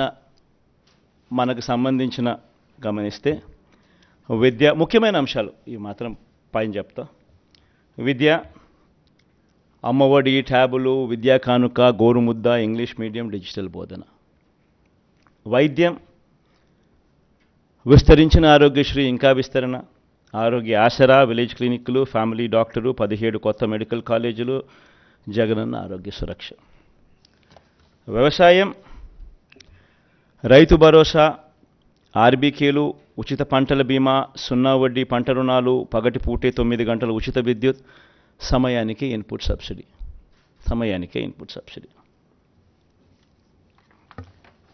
ఉన్నత విద్య, జగనన్న విద్యా దీవెన పూర్తి fee reimbursement, Jagananna Vasathi Deevena job ఓరియంటెడ్గా కరికులంలో మార్పులు, నాడు నేడు స్కూళ్ళు, నాడు నేడు హాస్పిటల్స్, పేదలందరికీ ఇళ్ళు, అక్క చెల్లెమ్మల పేరిట పేదలకు ఇంటి స్థలాలు, ఇల్లు, మహిళా సాధికారత, చేయూత, కాపు నేస్తం, ఈబీసీ నేస్తం, 0 వడ్డీ. సామాజిక భద్రత, పెన్షన్ కానుక 2 విడతల్లో 3,500కు పెంపు, ఎప్పటిలాగే ఇంటి వద్దే వాలంటీర్ల ద్వారా పెన్షన్ల పంపిణీ. అభివృద్ధి, మౌలిక వసతులు, సుపరిపాలన. నిర్మిస్తూ ఉన్న 4 పోర్ట్లు ఫినిషింగ్, ఫిషింగ్ హార్బర్లు ఫినిషింగ్, ఎయిర్పోర్ట్లు వాటి విస్తరణ ఫినిషింగ్, ఇండస్ట్రియల్ కారిడార్లు ఫినిషింగ్, ఇండస్ట్రియల్ నోడ్స్ ఫినిషింగ్, ప్రాధాన్యత క్రమంలో జలయజ్ఞం ఫినిషింగ్, గ్రామ వార్డు సచివాలయాలు, వాలంటీర్ల వ్యవస్థ. ఇవి బై అండ్ లార్జ్ దీనికి సంబంధించిన సమ్మరీ. ఇక ఈచ్ స్కీముకు సంబంధించి డెప్త్లోకి పోయే అంశాలు లోపల ఉంటాయి. సో ఒక డెప్త్లోకి పోయే అంశాలలోకి ఒకసారి మనం పోతే, మహిళలు, నా అక్క చెల్లెమ్మలు, వీళ్ళకి సంబంధించి ఒకసారి గమనించినట్లయితే వైఎస్ఆర్ చేయూత ఈ కార్యక్రమం ఇంతకుముందు 75,000 ఉండేది. లాస్ట్ 5 ఇయర్స్లో లాస్ట్ రెజ్యూమ్లో 4 దఫాలుగా ప్రతి అక్క చెల్లెమ్మకు వైఎస్ఆర్ చేయూత కింద, మరీ ముఖ్యంగా నా ఎస్సీ, ఎస్టీ, బీసీ, నా మైనారిటీ అక్క చెల్లెమ్మలకు 45 నుంచి 60 సంవత్సరాల మధ్యలో వయసులో ఉన్న నా అక్క చెల్లెమ్మలకు చెయ్యి పట్టుకొని నడిపిస్తూ వాళ్ళకి ఏదో ఒక ఆదాయం ఉండాలి, వాళ్ళ ఆ ఆదాయంతో నిలదొక్కుకోవాలి, వాళ్ళు సొంత వ్యాపారాలు చేసుకోగలగాలి, వాళ్ళకు మరింత ఆదాయం వాళ్ళు సంపాదించుకునే పరిస్థితిలోకి వాళ్ళు పోవాలి, వాళ్ళకు పెన్షన్ కానీ ఇలా చేయూత కానీ ఇలా ఏదో ఒక ఆదాయం ఖచ్చితంగా వాళ్ళకు ఉండాలి అని ఉద్దేశంతో వైఎస్ఆర్ చేయూతను కొనసాగిస్తూ ఉన్నాం. ఇంతకుముందు 5 ఏళ్లలో 4 దఫాలుగా 75,000 ఇచ్చాం. దాన్ని మళ్ళీ కొనసాగిస్తూ మళ్ళీ 4 దఫాలు 1,50,000 దాకా 1,50,000 వరకు తీసుకొని పోతాం. సేమ్ బెనిఫిషరీస్ను సేమ్ బెనిఫిషరీస్కు ఇంకా అది ఆగిపోకుండా ఆ స్కీమ్ మళ్ళీ చేయూత వాళ్ళని మళ్ళీ చేయి పట్టుకొని ఇంకా ఎక్కువగా నడిపించే కార్యక్రమం జరుగుతుంది. సేమ్ వైఎస్ఆర్ కాపు నేస్తం ఇకపై 1,20,000 వరకు. ఇంతకుముందు 4 దఫాల్లో 60,000 ఇచ్చాం. ఈ పీరియడ్లో మళ్ళీ వచ్చే పీరియడ్లో మళ్ళీ ఈ 4 దఫాల్లో మరో 60,000తో 1,20,000 వరకు పెంపు. వైఎస్ఆర్ ఈబీసీ నేస్తం ఈ 58 నెలల కాలంలో 3 దఫాల్లో 45,000 ఇచ్చాం. ఇప్పుడు మళ్ళీ ఈ 5 ఏళ్లలో ఈ 4 దఫాల్లో మరో 60,000 ఇస్తూ 1,05,000 వరకు దాన్ని పెంపు. జగనన్న అమ్మఒడి ఇది నిజంగా నా పెట్ ప్రాజెక్ట్. అంటే అన్నీ ఎవడు ఊహించిన ప్రాజెక్టులు, అన్నీ నా పెట్ ప్రాజెక్ట్స్, కానీ అన్నీ నా ప్రజల కష్టాల నుంచి, వాళ్ళ కష్టాలను చూసి వాటిని మంచి బాగుపరచాలి, వాళ్ళ బ్రతుకులను తాపత్రయం నుంచి బయటకు వచ్చిన ప్రతి స్కీము. జగనన్న అమ్మఒడి అనేది పిల్లలకు సంబంధించింది కాబట్టి నాకు మనసుకు చాలా దగ్గర. ఇది ఇంతకుముందు 15,000 రూపాయలు ఉండేది అమ్మఒడి. 13,000 అక్క చెల్లెమ్మల చేతికి నేరుగా ఇచ్చే పరిస్థితి. మరో 2,000 వాళ్ళ స్కూలు బాగోగుల కోసం SMF, TMF, school maintenance fund, toilet maintenance fund కింద తల్లులకే ప్రశ్నించే హక్కు కల్పిస్తూ వాళ్ళ గవర్నమెంట్ బడుల స్కూల్స్ మెయింటెనెన్స్, టాయిలెట్ మెయింటెనెన్స్ కోసం 2,000 రూపాయలు వాళ్ళకు ప్రశ్నించే హక్కు కల్పిస్తూ వారి తరపున ఇచ్చే కార్యక్రమం. ఆ అమ్మఒడి 15,000 కాస్త 17,000కు పెంచుతా ఉన్నాం. తల్లి చేతికి నేరుగా 15,000 వస్తుంది. ఆ తర్వాత ఆ పిల్లలు వెళ్ళే గవర్నమెంట్ బడులు, ఆ స్కూల్స్లో ఉన్న టాయిలెట్ మెయింటెనెన్స్ కోసము, ఆ స్కూల్స్ మెయింటెనెన్స్ కోసము మరో 2,000 రూపాయలు ఆ తల్లి పేరుతో తల్లికి ప్రశ్నించే హక్కు కల్పిస్తూ మరో 2,000 రూపాయలు దానికోసం కేటాయిస్తూ మొత్తానికి అమ్మఒడి 17,000 రూపాయలు చేస్తూ తల్లి చేతికి 15,000 ఇవ్వడం జరుగుతుంది. స్కూల్స్ మెయింటెనెన్స్, టాయిలెట్స్ మెయింటెనెన్స్ కోసం 2,000 ఇవ్వడం జరుగుతుంది. వైఎస్ఆర్ సున్నా వడ్డీ, వైఎస్ఆర్ ఆసరా కింద 25,571 కోట్ల రూపాయలు ఈ 5 సంవత్సరాలలో 4 దఫాల్లో ఏదైతే మాట చెప్పామో ఆ పొదుపు సంఘాలన్నీ ఏదైతే 18% ఓవర్ డ్యూసు నాన్ పర్ఫార్మింగ్ అసెట్స్గా మారి ఏ గ్రేడ్, బి గ్రేడ్ సంఘాల నుంచి పూర్తిగా సి గ్రేడ్, డి గ్రేడ్ సంఘాలుగా మారి అన్యాయమైన పరిస్థితిలోకి వెళ్ళిపోయిన అక్క చెల్లెమ్మలను చేయబట్టుకొని నడిపిస్తూ ఈ 4 దఫాల్లో ఇచ్చే ఈ 25,571 కోట్ల రూపాయలు సక్సెస్ఫుల్గా కంప్లీట్ చేసిన పరిస్థితుల్లో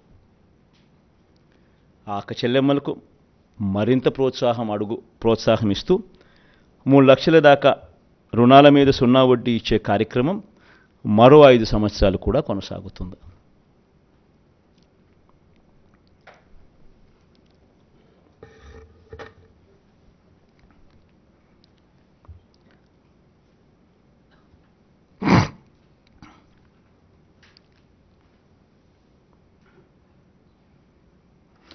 వైఎస్ఆర్ కళ్యాణమస్తు షాదీ తోఫా, ఇది కూడా ఈ 5 సంవత్సరాలు కూడా మళ్ళీ కొనసాగుతుంది. ఇంతకుముందు చెప్పినట్టుగానే చదువులను ప్రోత్సహిస్తూ 10వ తరగతి ఉత్తీర్ణత తప్పనిసరి. ఏదైనా కూడా ప్రతి పథకంలోనూ కూడా ఒక రీజన్ ఉండాలా, ఒక లాజిక్ ఉండాలా. అమ్మఒడి ఉంది, 75% అటెండెన్స్ కంపల్సరీ. ఇప్పుడు కూడా జరుగుతూ ఉంది, యాజ్ ఇట్ ఈస్ ఇప్పుడు కంటిన్యూ అవుతూ ఉంది. సిమిలర్లీ కళ్యాణమస్తు షాదీ తోఫా ఇప్పుడు కూడా కంటిన్యూ అవుతూ ఉంది. 10వ తరగతి ఉత్తీర్ణత కంపల్సరీ కంటిన్యూ అవుతూ ఉంది. అంటే ప్రతిదీ ఒక పర్పస్ ఉండాలి. చదువులను ప్రోత్సహించేందుకు, చేయి పట్టుకొని నడిపించేందుకు, వాళ్ళ జీవితాలలో వాళ్ళని ఎదిగేందుకు ఉపయోగపడే ప్రతి పథకము, ప్రతి స్కీము ఉండాలి. పేదలందరికీ ఇళ్ల పట్టాలు అర్హులయ్యండి. ఇప్పటికే 31 లక్షల అక్క చెల్లెమ్మలకు ఇళ్ల పట్టాలు ఇవ్వడం జరిగింది. అందులో 22 లక్షల ఇళ్ళు కడతా ఉన్నాం. ఇప్పటికే అందులో 9.2 లక్షల ఇళ్ళు పూర్తి కూడా అయిపోయాయి. మిగతాటి వేగంగా పనులు జరుగుతూ ఉన్నాయి. ఇది వచ్చే 5 ఏళ్ళు కూడా కొనసాగుతుంది. అర్హులయ్యండి ఇళ్ల పట్టాల కోసం దరఖాస్తు చేసుకున్న వారందరికీ కూడా ఇళ్ల స్థలాలు ఇచ్చే కార్యక్రమం కొనసాగుతుంది. ఆ బ్యాలెన్స్ ఏదైతే 10 లక్షలు ఇంకా మిగిలిపోయి ఉన్నాయో ఇల్లు కట్టడానికి ఏదైతే మిగిలిపోయి ఉన్నాయో 22 లక్షలు కడుతున్నారు, 31 లక్షల ఇళ్ల పట్టాలు ఇచ్చాం. బ్యాలెన్స్ ఏదైతే మిగిలిపోయి ఉన్నాయో 10 లక్షలు ఇంకా కొంచెం ఎక్కువ వేసుకున్నా కూడా ఇంకా వాళ్ళు ఇంకా అప్లికేషన్ పెట్టుకుంటారనుకున్నా కూడా, ఇప్పుడు ఇంకా కొంత ఎక్కువ వస్తాయనుకున్నా కూడా ఈ 10 లక్షలు వాళ్ళకు కూడా ఇల్లులు కట్టించే కార్యక్రమం కొనసాగుతుంది. అసలు ఈ లబ్ధిదారుల సంఖ్యలో ఒకసారి నిజంగా చూడాలి. చేయూత కార్యక్రమంలో 33 లక్షల మంది అక్క చెల్లెమ్మలు, 33,15,000 మంది అక్క చెల్లెమ్మలకు ఏకంగా చేయూత ద్వారా ఇచ్చినది 19,189 కోట్ల రూపాయలు. కాపు నేస్తం ద్వారా ఏకంగా 4,63,000 మంది అక్క చెల్లెమ్మలకు, కాపు నేస్తం ద్వారా ఇచ్చింది 2,030 కోట్లు. వైఎస్ఆర్ ఈబీసీ నేస్తం ద్వారా 4,95,000 మందికి అక్క చెల్లెమ్మలకు ఇచ్చింది 18,777 కోట్ల రూపాయలు. జగనన్న అమ్మఒడి ద్వారా దాదాపుగా 53 లక్షల మంది తల్లులకు ఇచ్చినది 26,000 కోట్ల రూపాయలు. వైఎస్ఆర్ 0 వడ్డీ ద్వారా ఇచ్చినది 4,969 కోట్లు. వైఎస్ఆర్ ఆసరా ద్వారా మరో 79 లక్షల మంది అక్క చెల్లెమ్మలకు ఇచ్చింది 25,571 కోట్ల రూపాయలు. వైఎస్ఆర్ కళ్యాణమస్తు షాదీ తోఫా ద్వారా 56,000 మందికి ఇచ్చినది మరో 427 కోట్ల రూపాయలు. పేదలందరికీ ఇంటి స్థలాలు ఇల్లు కార్యక్రమంలో భాగంగా ఇచ్చింది 31 లక్షల మందికి ఇళ్ల పట్టాలు, అందులో 22 లక్షల మందికి ఇల్లు నిర్మించే కార్యక్రమం జరుగుతూ ఉంది. ఇవి ఇంతకుముందు నేను చెప్పిన వాటికి ఈ నెంబర్స్ మిస్ అయినాయి, మన నెంబర్స్ యాడ్ చేశా. ఇక పట్టణ గృహ నిర్మాణానికి సంబంధించి పెద్ద ఎత్తున ఎంఐజీ అనే కార్యక్రమాన్ని ఈ 5 ఏళ్లలో చేయబోతాం. పట్టణాల్లో స్పెషలీ ఈ మిడిల్ ఇన్కమ్ గ్రూప్కు సంబంధించి దీనికోసం ప్రతి ఏటా 1000 కోట్ల రూపాయలు కేటాయిస్తూ 2 సంవత్సరాలలో 2,000 కోట్ల రూపాయలు కేటాయిస్తూ ఎంఐజీ లేఅవుట్స్ను డెవలప్మెంట్ మీద ప్రత్యేక శ్రద్ధ పెట్టి వీటిని డెవలప్ చేసే కార్యక్రమం చేస్తాం. దీనివల్ల మిడిల్ ఇన్కమ్ గ్రూప్ ఎవరైతే పట్టణాల్లో ఉంటారో వాళ్లకు మార్కెట్ రేట్లలో మార్కెట్ రేట్లు ఇచ్చి కొనుగోలు చేయాల్సిన అవసరం లేకుండా గవర్నమెంట్కు లాభం వేసుకోకుండా గవర్నమెంట్ తక్కువ రేటుకే వాళ్ళందరికీ కూడా ఈ ప్లాట్స్ అవైలబిలిటీలోకి తీసుకొస్తుంది. దీనివల్ల టౌన్స్లోనూ ఈ సిటీస్లోనూ ఇటువంటి చోట మిడిల్ ఇన్కమ్ గ్రూప్లో ఉన్న వాళ్ళందరికీ కూడా ఆథెంటిక్ పట్టా, ఆథెంటిక్ డాక్యుమెంట్స్తో తక్కువ రేటుకు వీళ్ళందరికీ కూడా ఈ ఎంఐజీ లేఅవుట్స్లో పట్టాలు అవైలబుల్గా ఉంటాయి. పెన్షన్ల పెంపు. అసలు ఈ పెన్షన్ల విషయం నిజంగా ప్రతి ఒక్కరూ కూడా ఆలోచన చేయాల్సిన కొన్ని అంశాలు ఉన్నాయి.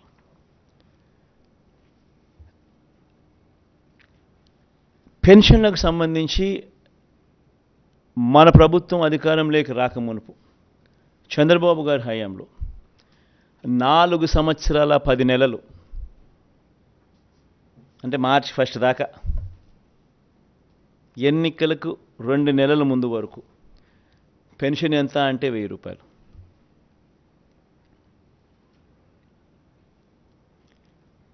ఎన్నికలకు 6 నెలల ముందు వరకు పెన్షన్ల లబ్ధిదారులు ఎంత అంటే 39 లక్షల మంది. ఈరోజు పెన్షన్ 66 లక్షల మందికి పెన్షన్ సొమ్ము 3,000 రూపాయల పెన్షన్ సొమ్ము.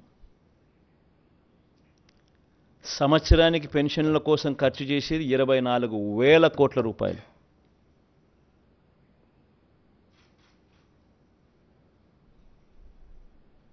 మోస్ట్ ఇంపార్టెంట్ ఆస్పెక్ట్ ఏమిటో తెలుసా? దేశంలోనే ఇంత 3,000 రూపాయలు ఇస్తా ఉన్న రాష్ట్రం కానీ, జనాభా ప్రాతిపదికన 66 లక్షల మందికి పెన్షన్ ఇస్తా ఉన్న రాష్ట్రం కానీ దేశంలో ఏది లేదు. ఇలా సంవత్సరానికి 24,000 కోట్ల రూపాయలు పెన్షన్ కోసం మనం ఖర్చు చేస్తూ ఉంటే హైయెస్ట్ ఇన్ ద కంట్రీ. తెలంగాణలో ఎంత తెలుసా? కేవలం 43 లక్షల మంది పెన్షన్ అమౌంట్ 2,000 రూపాయలు ఇచ్చేది, ఖర్చు చేసేది సంవత్సరానికి 12,230 కోట్లు. ఉత్తరప్రదేశ్లో పెన్షన్ అమౌంట్ 1000 ఇచ్చేది 80 లక్షల మందికి, ఖర్చు చేసేది 9,592 కోట్ల రూపాయలు. రాజస్థాన్లో పెన్షన్ సొమ్ము అమౌంట్ 750 ఇచ్చేది 90 లక్షల మందికి,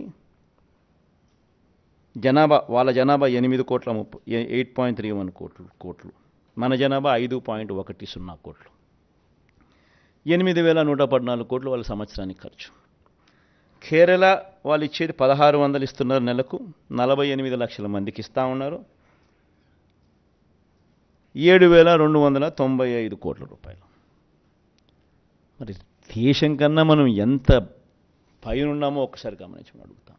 ఈ మాట ఎందుకు చెప్తా ఉన్నానంటే, జగన్కు మనసు ఉంది, జగన్కు మానవత్వం ఉంది. అవ్వాతాతల మీద జగన్ చూపించే ప్రేమ బహుశా చరిత్రలో ఎవడూ చూపించలేదు, చూపించబోడు.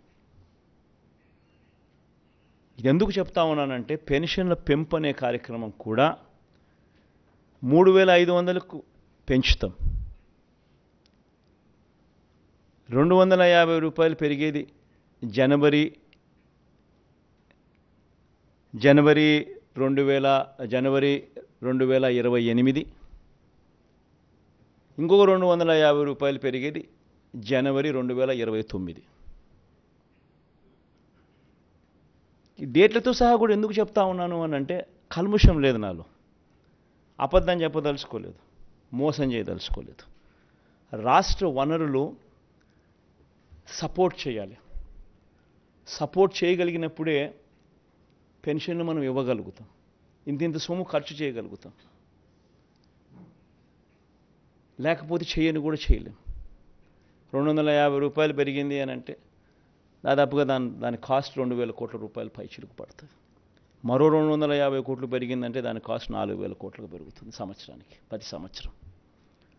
సో సపోర్ట్ చేసే పరిస్థితి ఉండాలి.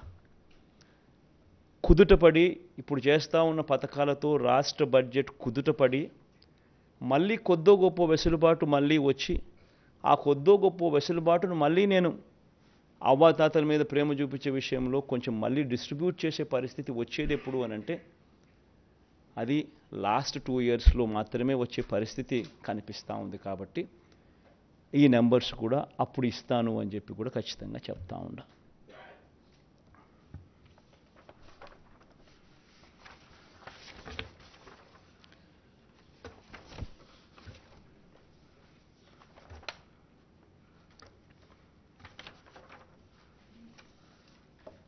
వ్యవసాయ రంగం రైతన్నలకిచ్చే రైతు భరోసా సొమ్ము ఇప్పటికే మేనిఫెస్టోలో ఈ 2019లో మనం చెప్పిన మేనిఫెస్టోలో రైతన్నలకు 50,000 రూపాయలు ఇస్తాము 5 సంవత్సరాలలో అని చెప్పి రైతన్నలకు 67,500 ఇవ్వగలిగాం దేవుడి దయతో. 13,500 రైతు భరోసాగా ఇస్తూ ఈసారి ఈ 13,500ను 16,000 రూపాయలకు పెంచి ఈ 5 సంవత్సరాలలో రైతన్నకు మరో 80,000 రూపాయలు ఇవ్వబోతా ఉన్నాం రైతు భరోసా అనే పథకం ద్వారా.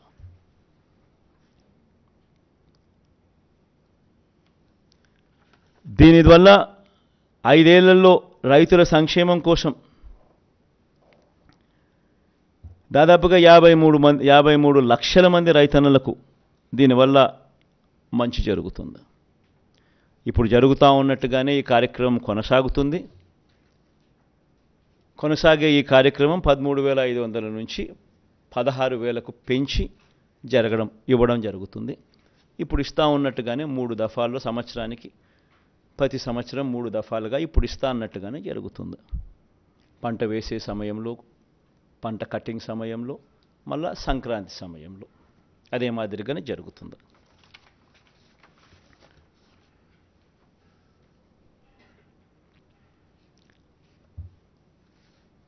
పంట వేసే సమయంలో 8,000 ఇస్తాం, కటింగ్ సమయంలో మరో 4,000 ఇస్తాం, మళ్ళీ సంక్రాంతికి మరో 4,000 ఇస్తాం. ఇదానే కొనసాగుతుంది. రైతన్నలకు ఉచిత పంటల బీమా కొనసాగుతుంది. రైతన్నలకు 0 వడ్డీ కింద పంట రుణాలు కొనసాగుతాయి. ఇప్పుడు ఇస్తా ఉన్నట్టుగానే జరుగుతూ ఉన్నట్టుగానే దేశంలో ఎక్కడ లేని విధంగా కౌలు, అటవీ, దేవాదాయ శాఖ భూములు సాగుదారులకు కూడా రైతు భరోసా వస్తుంది. వైఎస్ఆర్ బీమా ద్వారా ఆత్మహత్య చేసుకున్న రైతు కుటుంబాలకు 7 లక్షల రూపాయలు ఇస్తా ఉన్నాం. అది కొనసాగుతుంది. ప్రతి నియోజకవర్గంలో అంటే ఇవన్నీ చెప్పుకుంటూ పోతే చాలా ఉన్నాయి. వ్యవసాయం ఒకటే పెద్ద సబ్జెక్టుగా ఉంది. సో మేనిఫెస్టోలో ఇప్పుడు జరుగుతూ ఉండేటివన్నీ కూడా కొనసాగుతాయి. ముఖ్యమైన పాయింట్స్ మాత్రమే నేను చెప్తా ఉన్నా. మేనిఫెస్టో నెట్లో అవైలబుల్గా పెడతాం. ఎవరైనా కూడా నెట్లో పూర్తిగా సమగ్రంగా కూడా చూసుకునే అవకాశం ఎవరికైనా ఉంటుంది. ఎందుకంటే మనం మేనిఫెస్టో మాయం చేయం. మన మేనిఫెస్టో ఎప్పుడూ కూడా అవైలబుల్గా ఉంటుంది. ప్రతి ఇంట్లోనూ అవైలబుల్గా ఉండాలని తాపత్రయపడతా, ప్రతి గవర్నమెంట్ ఆఫీస్లోనూ ఉండాలని తాపత్రయపడతా, నెట్లో ఎప్పటికీ కూడా అవైలబుల్గా ఉండాలని ఆరాటపడతా. కాబట్టి మేనిఫెస్టో ఎప్పటికీ అవైలబుల్గా ఉంటుంది నెట్లో. ఎవరైనా కూడా ఇంకా డీటెయిల్స్లోకి పోయి చూసుకోవచ్చు. ఎందుకంటే చాలా ఉన్నాయి కాబట్టి, ఇప్పటికే చాలా టైం తీసుకున్నా కాబట్టి, ఇంకా నేను చెప్పుకుంటూ పోతే ఇంకా చాలా ఉంటుంది కాబట్టి, వ్యవసాయం అనేది చాలా పెద్ద సబ్జెక్ట్ కాబట్టి ఇంపార్టెంట్ పాయింట్స్ మాత్రమే చెప్తున్నా. సిమిలర్లీ స్వయం ఉపాధిని ప్రోత్సహిస్తూ మత్స్యకార భరోసా ఇప్పుడు ఇస్తా అన్నట్టుగా కొనసాగుతుంది. ఇప్పటిదాకా మత్స్యకారులకు 50,000 ఇచ్చాం. ఈ 58 నెలల కాలంలో, వచ్చే 58 నెలల కాలంలో కూడా మరో 50,000 ఇస్తూ దాన్ని 1,00,000 దాకా తీసుకొని పోతాం. వాహన మిత్ర కింద సొంత ఆటో, సొంత టాక్సీ నడుపుకుంటా ఉన్న వాళ్లకు ఈ 58 నెలల కాలంలో ఇప్పటిదాకా 50,000 ఇచ్చాం. దీన్ని ఈ నెక్స్ట్ వచ్చే 5 ఏళ్ల కాలంలో కూడా మరో 50,000 ఇస్తూ దాన్ని 1,00,000 వరకు తీసుకొని పోతాం. దీనివల్ల మత్స్యకార భరోసా వల్ల దాదాపుగా 2,43,000 మందికి మత్స్యకారులకు కుటుంబాలకు మంచి జరిగిస్తూ 538 కోట్ల రూపాయలు ఇవ్వడం జరిగింది. సిమిలర్గా ఈ వాహనమిత్ర కార్యక్రమం ద్వారా 5 ఏళ్లలో 2,76,000 మందికి మంచి జరిగిస్తూ 1,300 కోట్ల రూపాయలు వాళ్ళకి ఇవ్వడం జరిగింది. ఇదొకటే కాకుండా ఈ ఆటో ట్యాక్సీ స్వయం ఉపాధి రంగంను ప్రోత్సహిస్తూ సొంత టిప్పరు సొంత లారీ నడిపే వారికి కూడా ఈ పథకాన్ని విస్తరింపజేస్తా ఉన్నాం. Not only auto, not only taxi, not only ఈ మ్యాక్సీ క్యాబ్, బట్ సొంత టిప్పర్లు సొంత లారీ డ్రైవర్లు సొంత లారీలు నడిపే వాళ్ళకు కూడా డ్రైవర్లకు కూడా ఇది వర్తింపజేస్తా ఉన్నాం. అంతేకాకుండా auto, maxi cab, taxi, tipper, lorry డ్రైవర్లు ప్రమాదవశాత్తు మరణిస్తే వాళ్ళందరినీ కూడా రిజిస్ట్రేషన్ చేసి ఐడి కార్డులు ఇచ్చి వాళ్ళ కోసం బీమా కింద 10 లక్షల రూపాయల దాకా ప్రమాదవశాత్తు వాళ్ళు మరణిస్తే అది కూడా తీసుకొచ్చే కార్యక్రమం చేస్తా ఉన్నాం. ఇదొకటే కాకుండా స్వయం ఉపాధిని ఈ రంగంలో ప్రోత్సహిస్తూ ఆటో, ట్యాక్సీ, లారీ కొనుగోలు కోసం బ్యాంకుల నుంచి వాళ్ళు రుణాలు తెచ్చుకుంటే ఆ రుణాల మీద 3 లక్షల వరకు వాటిపై 6% వడ్డీకి భారం మాత్రమే వాళ్ళకు ఉండేలా, అంటే ₹1 వడ్డీ భారం మాత్రమే వాళ్ళకు ఉండేలా మిగతా వడ్డీని ప్రభుత్వమే ఇంట్రెస్ట్ సబ్వెన్షన్ కింద తీసుకుంటుంది. న్యాయవాదులకు లా నేస్తం ఇప్పుడు ఇస్తా ఉన్నట్టుగానే కంటిన్యూ అవుతుంది. దాదాపుగా 5,781 మందికి 42 కోట్ల రూపాయలతో లా నేస్తం కింద ఫస్ట్ 3 years ఆఫ్ వాళ్ళ సర్వీస్లో వాళ్ళను చేయబట్టుకుని నడిపించే కార్యక్రమం ప్రతి నెల 5,000 చొప్పున 6 నెలలకు 30,000 రూపాయలు ఇస్తూ చేయబట్టుకొని నడిపించే కార్యక్రమం కొనసాగుతుంది. ఇదే రకంగానే 3 ఏళ్ళు ఎవరైనా కూడా కొత్త వాళ్ళు వస్తూ ఉంటారు. 3 ఏళ్ళు కంటిన్యూ అవుతుంది. 3 ఏళ్ళ వరకు చేయబట్టుకుని నడిపించే కార్యక్రమం జరుగుతుంది. చేనేత కార్మికులకు ఈ 5 సంవత్సరాలలో దాదాపుగా 1,20,000 మందికి మంచి జరిగిస్తూ ఈ 5 సంవత్సరాలలో 1,20,000 రూపాయలు ఇవ్వగలిగాం దేవుడి దయతో. ఈ పథకాన్ని మళ్ళీ ఈ 5 సంవత్సరాలలో కూడా మళ్ళీ దీన్ని కొనసాగిస్తూ మరో 1,20,000 రూపాయలకు, అంటే 2,40,000 వరకు తీసుకొని పోయి ఈ పథకాన్ని కొనసాగిస్తాం.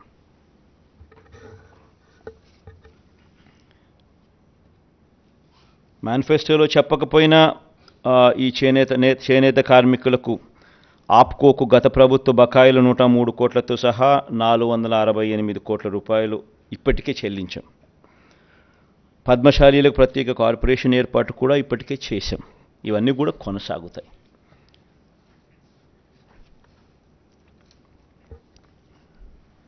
యువత ఉపాధికి సంబంధించి రాష్ట్రంలో స్కిల్లింగ్ మీద ప్రత్యేకమైన ధ్యాస శ్రద్ధ పెట్టబోతా ఉన్నాం.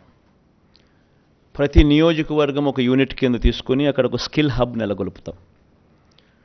ఆ skill hub will be an integration of ITI, diploma, polytechnic, ITI and dropouts ముగ్గురును కలిపి ఒకే ప్లాట్ఫామ్లోకి తీసుకొని వచ్చి ఒక స్కిల్ హబ్ కింద దాన్ని తయారు చేసి దానివల్ల వర్క్ ఎఫిషియన్సీ పెరుగుతుంది, వర్క్షాప్స్ ఎఫిషియన్సీ పెరుగుతుంది, టీచర్ల ఎఫిషియన్సీ పెరుగుతుంది, స్టాఫ్ ఎఫిషియన్సీ పెరుగుతుంది, లార్జర్ ఫుట్ఫాల్స్ ఉంటాయి. ఇవన్నీ కొన్ని అడ్వాంటేజెస్ చాలా ఉన్నాయి. సో వీటికి సంబంధించిన అడుగులు ముందుకు వేస్తూ రాష్ట్రంలో 175 స్కిల్ హబ్స్, డిస్ట్రిక్ట్ హెడ్ క్వార్టర్స్లో 26 స్కిల్ డెవలప్మెంట్ కాలేజీలు, ఒక స్కిల్ యూనివర్సిటీ కూడా తిరుపతిలో పెట్టే కార్యక్రమం కూడా చేస్తాం. ఎందుకంటే ఈ యూనివర్సిటీ డైనమిక్గా కోర్సెస్ ఇవాల్వ్ చేస్తుంది, ఇండస్ట్రీని దీంట్లో భాగస్వామ్యం చేస్తుంది. భాగస్వామ్యం చేసి ఇండస్ట్రీని కలుపుకుంటూ వారి రిక్వైర్మెంట్స్ను దీంట్లోకి తీసుకొస్తూ డైనమిక్గా కోర్సులను వీళ్ళందరికీ కూడా ఇంపార్ట్ చేస్తుంది.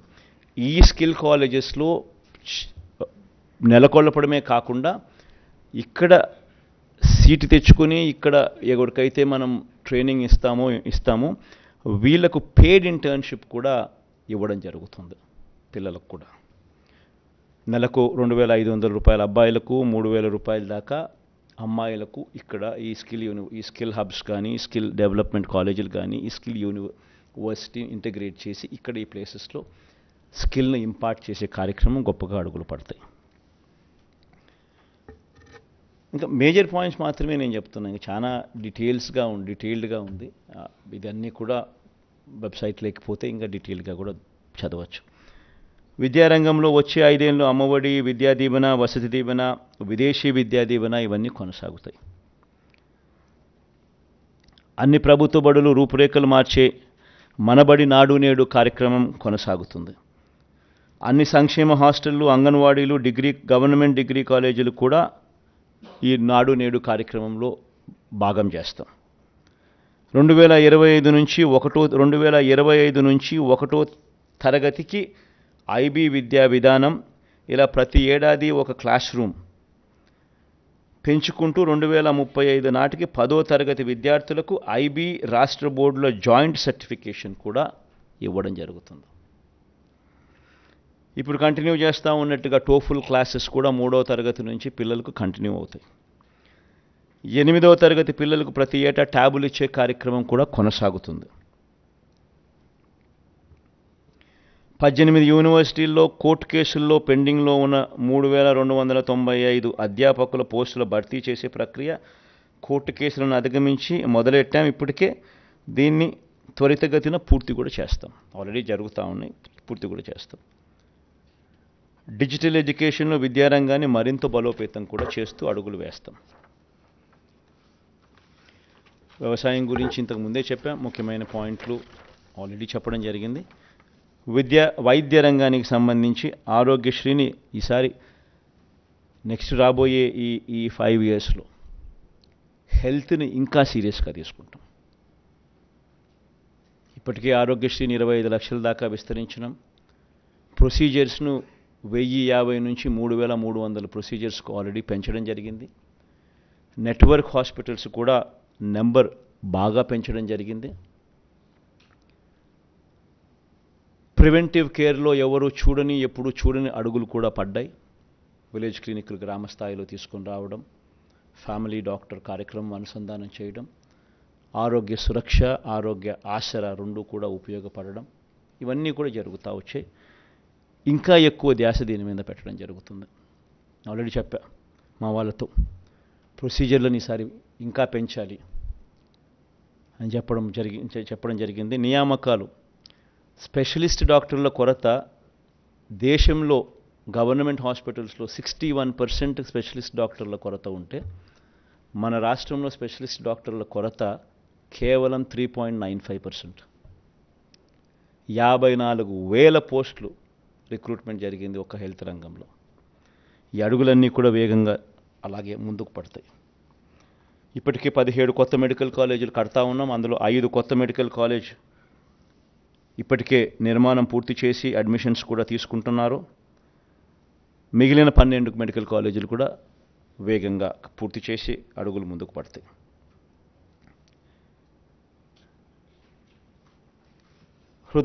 హార్ట్ సంబంధించి విశాఖ, గుంటూరు, కర్నూలులో 3 వైద్య హబ్లు, గుంటూరు, కర్నూలు, విశాఖ, కడప, కాకినాడ, అనంతపురంలో క్యాన్సర్ కేర్ సెంటర్లు, కొత్తగా 17 నర్సింగ్ కాలేజీలు, ఇవన్నీ కూడా అందుబాటులోకి వస్తాయి. ఎస్సీ ఎస్టీ సంక్షేమానికి సంబంధించి ఎస్సీలకు డీబీటీ ద్వారా ఈ 5 సంవత్సరాలలో ఇప్పటికే 45,412 కోట్ల రూపాయలు దేవుడి దయతో ఇవ్వగలిగాం. నాన్ డీబీటీ ద్వారా మరో 23,469 కోట్ల రూపాయలు ఇవ్వగలిగాం. ఎస్టీలకు డీబీటీ ద్వారా ఈ 5 ఏళ్లలో 13,389 కోట్లు ఇవ్వగలిగాం. నాన్ డీబీటీ ద్వారా మరో 5,963 కోట్ల రూపాయలు కూడా అందించగలిగాం. ఎప్పుడూ జరగని విధంగా ఎస్టీలకు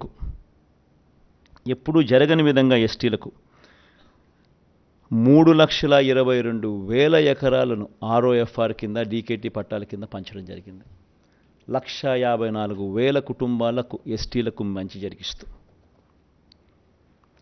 ఎస్సీలకు 3 కార్పొరేషన్లు ఇప్పటికే పెట్టడం జరిగింది. సపరేట్గా అసైన్డ్ భూములపై శాశ్వత హక్కులు కల్పించడం జరిగింది. 500 మంది గిరిజన జనాభా ఉన్న ప్రతి తాండాను, ప్రతి గూడెంను పంచాయతీగా వర్గీకరిస్తూ 165 గ్రామ పంచాయతీలు కొత్తగా ఏర్పాటు చేయడం కూడా జరిగింది. 200 యూనిట్ల వరకు ఉచిత కరెంటు కూడా ఈ ఎస్సీ ఎస్టీ కాలనీలలో ఇవ్వడం కూడా జరిగింది. గిరిజన ప్రాంతంలోని 497 సచివాలయాలు, అన్ని ఉద్యోగాలు ఆ స్థానికులకే ఇవ్వడం కూడా జరిగింది. ఇంకా ఇలా చెప్పుకుంటూ పోతే వీళ్ళకి కూడా ఎస్సీ ఎస్టీలకు కూడా చాలా చాలా చాలా కనిపిస్తాయి. ఇవన్నీ చెప్పుకుంటూ పోతే టైం ఇంకా ఎక్కువ అవుతుంది కాబట్టి ఇవన్నీ కూడా నెట్లో అవైలబుల్గా మేనిఫెస్టో డౌన్లోడ్ అయి ఉంటుంది, అందరికీ కూడా కనిపిస్తుంది. ఒక కొత్తది తీసుకొచ్చేది ఏమిటి అని అంటే, మొత్తం జనాభాలో కనీసం 50% దళితులు ఉండి ఆ దళితుల జనాభా 500కు పైగా ఉన్న ఆవాసాలను ప్రత్యేక పంచాయతీలుగా ఏర్పాటు చేస్తాం. దిస్ వన్ న్యూ థింగ్, కొత్తగా చేయబోతా ఉన్నాం. మొత్తం జనాభాలో కనీసం 50% దళితులు ఉండి దళితుల జనాభా 500కు పైగా ఉన్న ఆవాసాలను ప్రత్యేక పంచాయతీలుగా ఏర్పాటు చేస్తాం.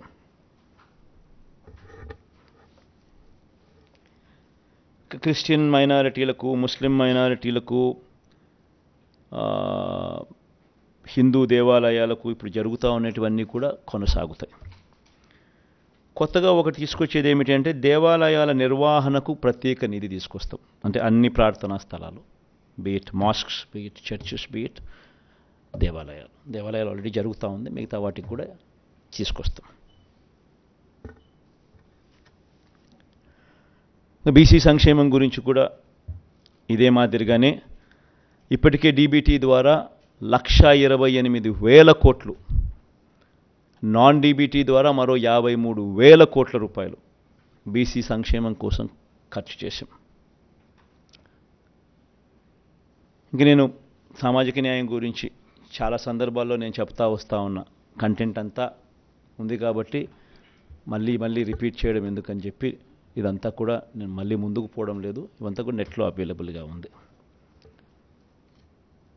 ఈ జగనన్న, నాయి బ్రాహ్మణులకు, వీళ్ళందరికీ కూడా మనం ఏదైతే చేస్తూ ఉన్నామో అన్నీ కూడా నెట్లో అవైలబుల్గా పెట్టాం. మేనిఫెస్టోలో కూడా ప్రత్యేకంగా వాళ్ళని చేర్చడం జరిగింది.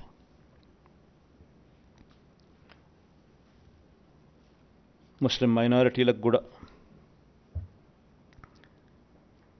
మనం ఏం చేశాము అన్నది ప్రస్ఫుటంగా కనిపించే విధంగా మేనిఫెస్టోలో పెడుతూ నెట్లో కూడా డౌన్లోడ్ చేయడం జరిగింది. ఇవన్నీ కూడా డీటెయిల్గా కనిపిస్తాయి. కాపు సంక్షేమం కోసం కూడా ఈ 5 ఏళ్లలో 34,000 కోట్లు ఖర్చు చేయడం జరిగింది. వీటికి సంబంధించిన వివరాలు కూడా నెట్లో అవైలబుల్గా డౌన్లో పెట్టడం జరిగింది. ఇది కూడా కనిపిస్తాయి. ఓసీ సంక్షేమం కూడా అదే మాదిరిగా నెట్లో పెట్టడం జరిగింది. అవి కూడా కనిపిస్తాయి. కుల వృత్తిదారులు, చిరు వ్యాపారులకు సంబంధించి ఇక్కడ కూడా ఒక చిన్న చేంజ్ చేయబోతా ఉన్నాం. జగనన్న తోడు అనే ఈ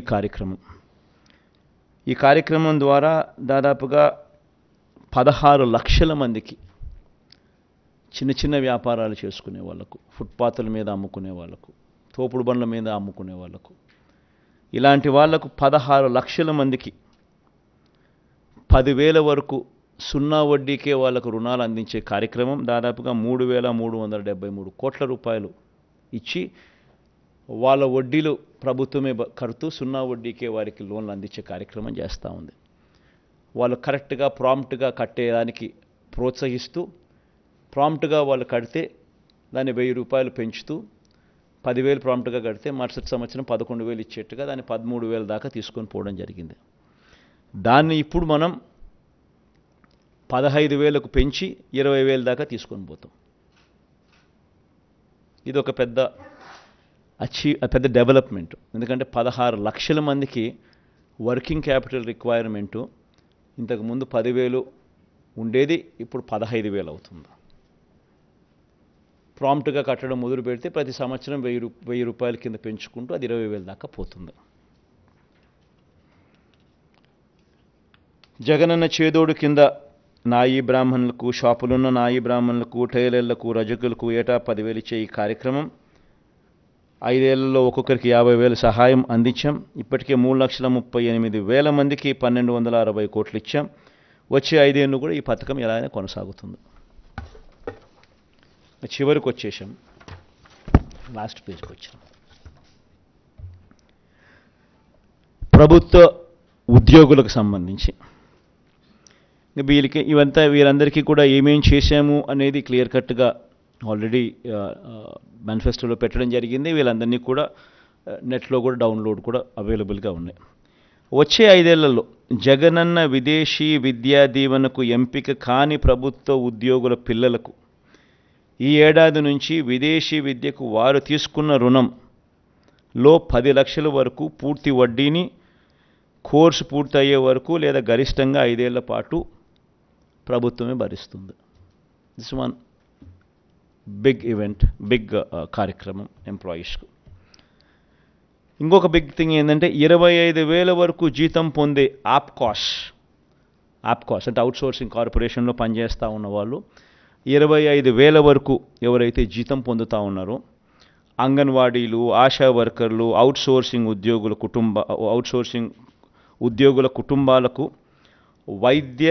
విద్యా వైద్యం ఇళ్లకు సంబంధించిన అన్ని నవరత్నాల కార్యక్రమాలు వీళ్ళకు కూడా వర్తిస్తాయి.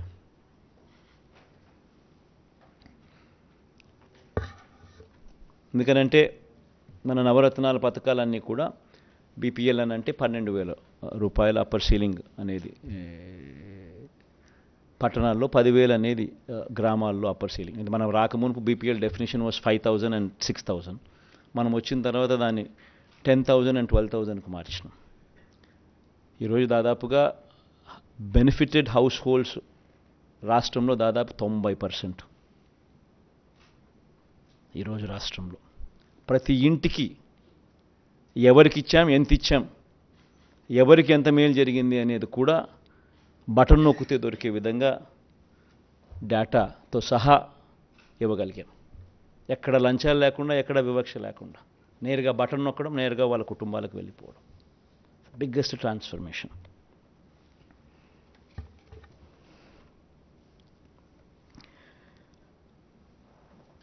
జీవన బీమా కూడా, వైఎస్ఆర్ జీవన బీమా కూడా గిగ్ వర్కర్లను కూడా ఈ స్విగ్గీ, ఈ జొమాటో, ఈ అమెజాన్ వంటి సంస్థల్లో డెలివరీ బాయ్స్కు ప్రమాదవశాత్తు మరణిస్తే వాళ్ళకు కూడా 5 లక్షల బీమా కల్పించే కార్యక్రమం వాళ్ళని కూడా తీసుకొస్తా ఉన్నాం. కొత్తది వైఎస్ఆర్ బీమా పథకంలోకి వాళ్ళని కూడా తీసుకొస్తా ఉన్నాం. మౌలిక సదుపాయాలకు సంబంధించి ఇంతకుముందు నేను చెప్పినట్టుగా 4 పోర్ట్లు కడతా ఉన్నాం, 4 పోర్ట్లు పూర్తి చేస్తాం. 10 ఫిషింగ్ హార్బర్లు కడతా ఉన్నాం, 6 ఫిష్ ల్యాండింగ్ సెంటర్లు కడతా ఉన్నాం. 4 పోర్ట్లలో 3 పోర్ట్లు రాష్ట్ర ప్రభుత్వమే కడతా ఉంది, 1 పోర్టు ప్రైవేట్గా డెవలప్ అవుతూ ఉంది. దీనికి అయ్యే ఖర్చు దాదాపు 20,000 కోట్లు. 10 ఫిషింగ్ హార్బర్లు, 6 ఫిష్ ల్యాండింగ్ సెంటర్లకు అయ్యే ఖర్చు 4,500 కోట్లు. ఇవన్నీ కూడా పూర్తవుతాయి. భోగాపురం అంతర్జాతీయ ఇంటర్నేషనల్ ఎయిర్పోర్ట్ వేగంగా కూడా పనులు జరుగుతూ ఉన్నాయి. ఇప్పటికే వాయువేగంతో పనులు జరుగుతూ ఉన్నాయి. ఇది కూడా మరో 18 నెలల్లో పూర్తవుతుంది. ఇది కూడా వచ్చే 5 సంవత్సరాలలో సురక్షిత తాగునీరుపై ప్రత్యేకమైన ధ్యాస పెడతాం. ఎందుకనంటే ఇది సీరియస్గా వాటర్ గ్రిడ్ను కనెక్ట్ చేస్తూ, స్పెషలీ ఈ కంటామినేటెడ్ వాటర్ అనేది రిమూవ్ చేస్తూ ఈ కార్యక్రమానికి already we have completed this task. Palasa, Ichchapuram ఈ ఏరియాస్లో 785 కోట్ల రూపాయలతో ఈరోజు కంటామినేషన్ లేని సర్ఫేస్ వాటర్ తీసుకొని వచ్చి వాళ్ళకు కిడ్నీ సమస్యలు ఉన్న ప్రాంతానికి మేలు జరుగుతూ ఉంది. వెలుగొండ ప్రాజెక్టు 2 టన్నులు పూర్తయిపోయాయి కాబట్టి ప్రకాశం జిల్లాకు సంబంధించిన ఈ ఫ్లోరైడ్ బాధిత ప్రాంతాలకు ఊరట కలుగుతుంది, మంచి జరుగుతుంది. వీటినన్నింటినీ ఒక గ్రిడ్ ద్వారా కనెక్ట్ చేసి ఈ ప్రాంతాలకు శాశ్వత మేలు జరుగుతుంది. ఈస్ట్ వెస్ట్ గోదావరిలో కూడా ఈ ఆక్వా ప్రాంతంలో అంతా కూడా ఈ వాటర్ కంటామినేషన్ వల్ల కూడా సమస్యలు ఉన్న వాటిని కూడా ఈసారి పరిష్కరించే దిశగా ప్రత్యేకమైన ధ్యాస కూడా పెట్టడం జరుగుతుంది. రోడ్ల మరమ్మతులు, అభివృద్ధిపై కూడా ప్రత్యేక దృష్టి పెడతాం. ఇన్ఫ్యాక్ట్ రోడ్ల మరమ్మతులు కూడా చూస్తే గత ప్రభుత్వంలో 26,000 కోట్లు పెడితే కొత్త రోడ్ల నిర్మాణం మరమ్మతుల మీద మన ప్రభుత్వంలో దాదాపుగా 43,000 కోట్లు పెట్టాం. కాకపోతే ఆ ప్రభుత్వంలో కరువు, మన ప్రభుత్వంలో మంచి వర్షాలు. సో మంచి వర్షాల వల్ల రైతులకు మంచి జరుగుతుంది. కాకపోతే రోడ్ల మీద దాని ప్రభావం కాస్తో కూస్తో ఎక్కువగానే ఉంటుంది. కాబట్టి మనం ఎంత ఖర్చు చేసినా కూడా అనుకున్న స్థాయిలో అభివృద్ధి అనేది బహుశా కనపడకపోయి ఉండొచ్చు. దాని మీద ప్రత్యేక ధ్యాస పెట్టి ఇంకా ఎక్కువ ఫోకస్ కూడా పెడతాం.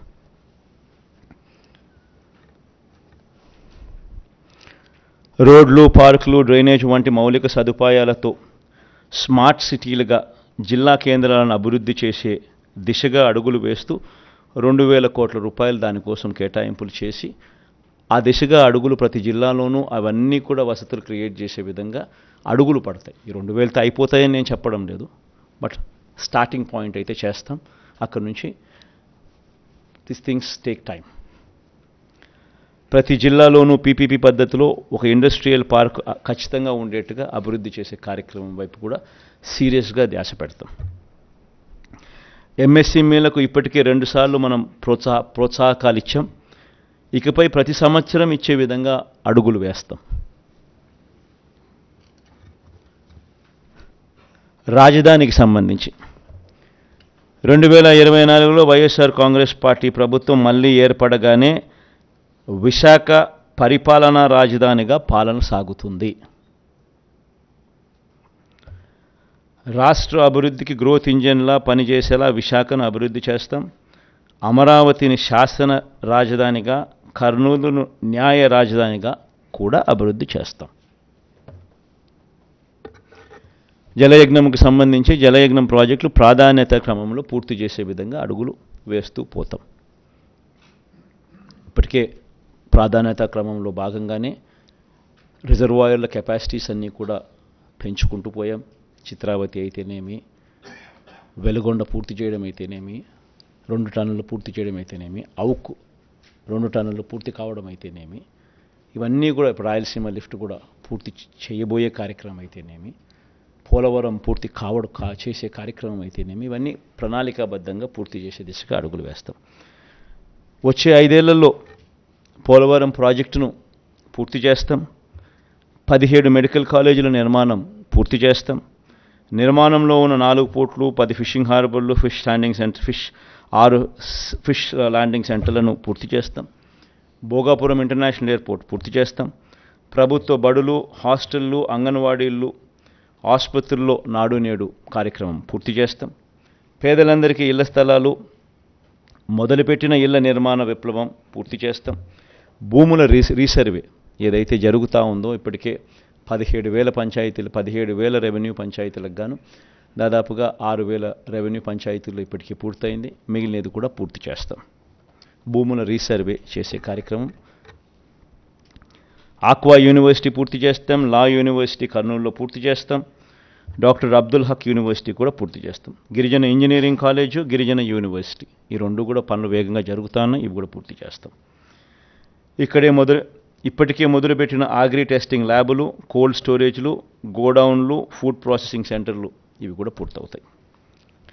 ఎడెక్స్ ద్వారా మరిన్ని ఆన్లైన్ వర్టికల్స్ ప్రపంచ ప్రఖ్యాత యూనివర్సిటీలతో వారి చేత సర్టిఫికెట్లు ఇస్తూ కోర్సెస్ ఏదైతే డిగ్రీలో అనుసంధానం చేసే కార్యక్రమం జరుగుతూ ఉందో దాన్ని మరింత ముందుకు తీసుకొని పోతాం. ఇప్పటికే ఉన్న ఇంగ్లీష్ మీడియంతో పాటు ఏటా 1 తరగతికి ఐబీ సిలబస్ను అమలు చేసుకుంటూ పోతాం. ఇవన్నీ వచ్చే 5 ఏళ్లలో కూడా పూర్తి చేస్తాం, అడుగులు వేస్తాం.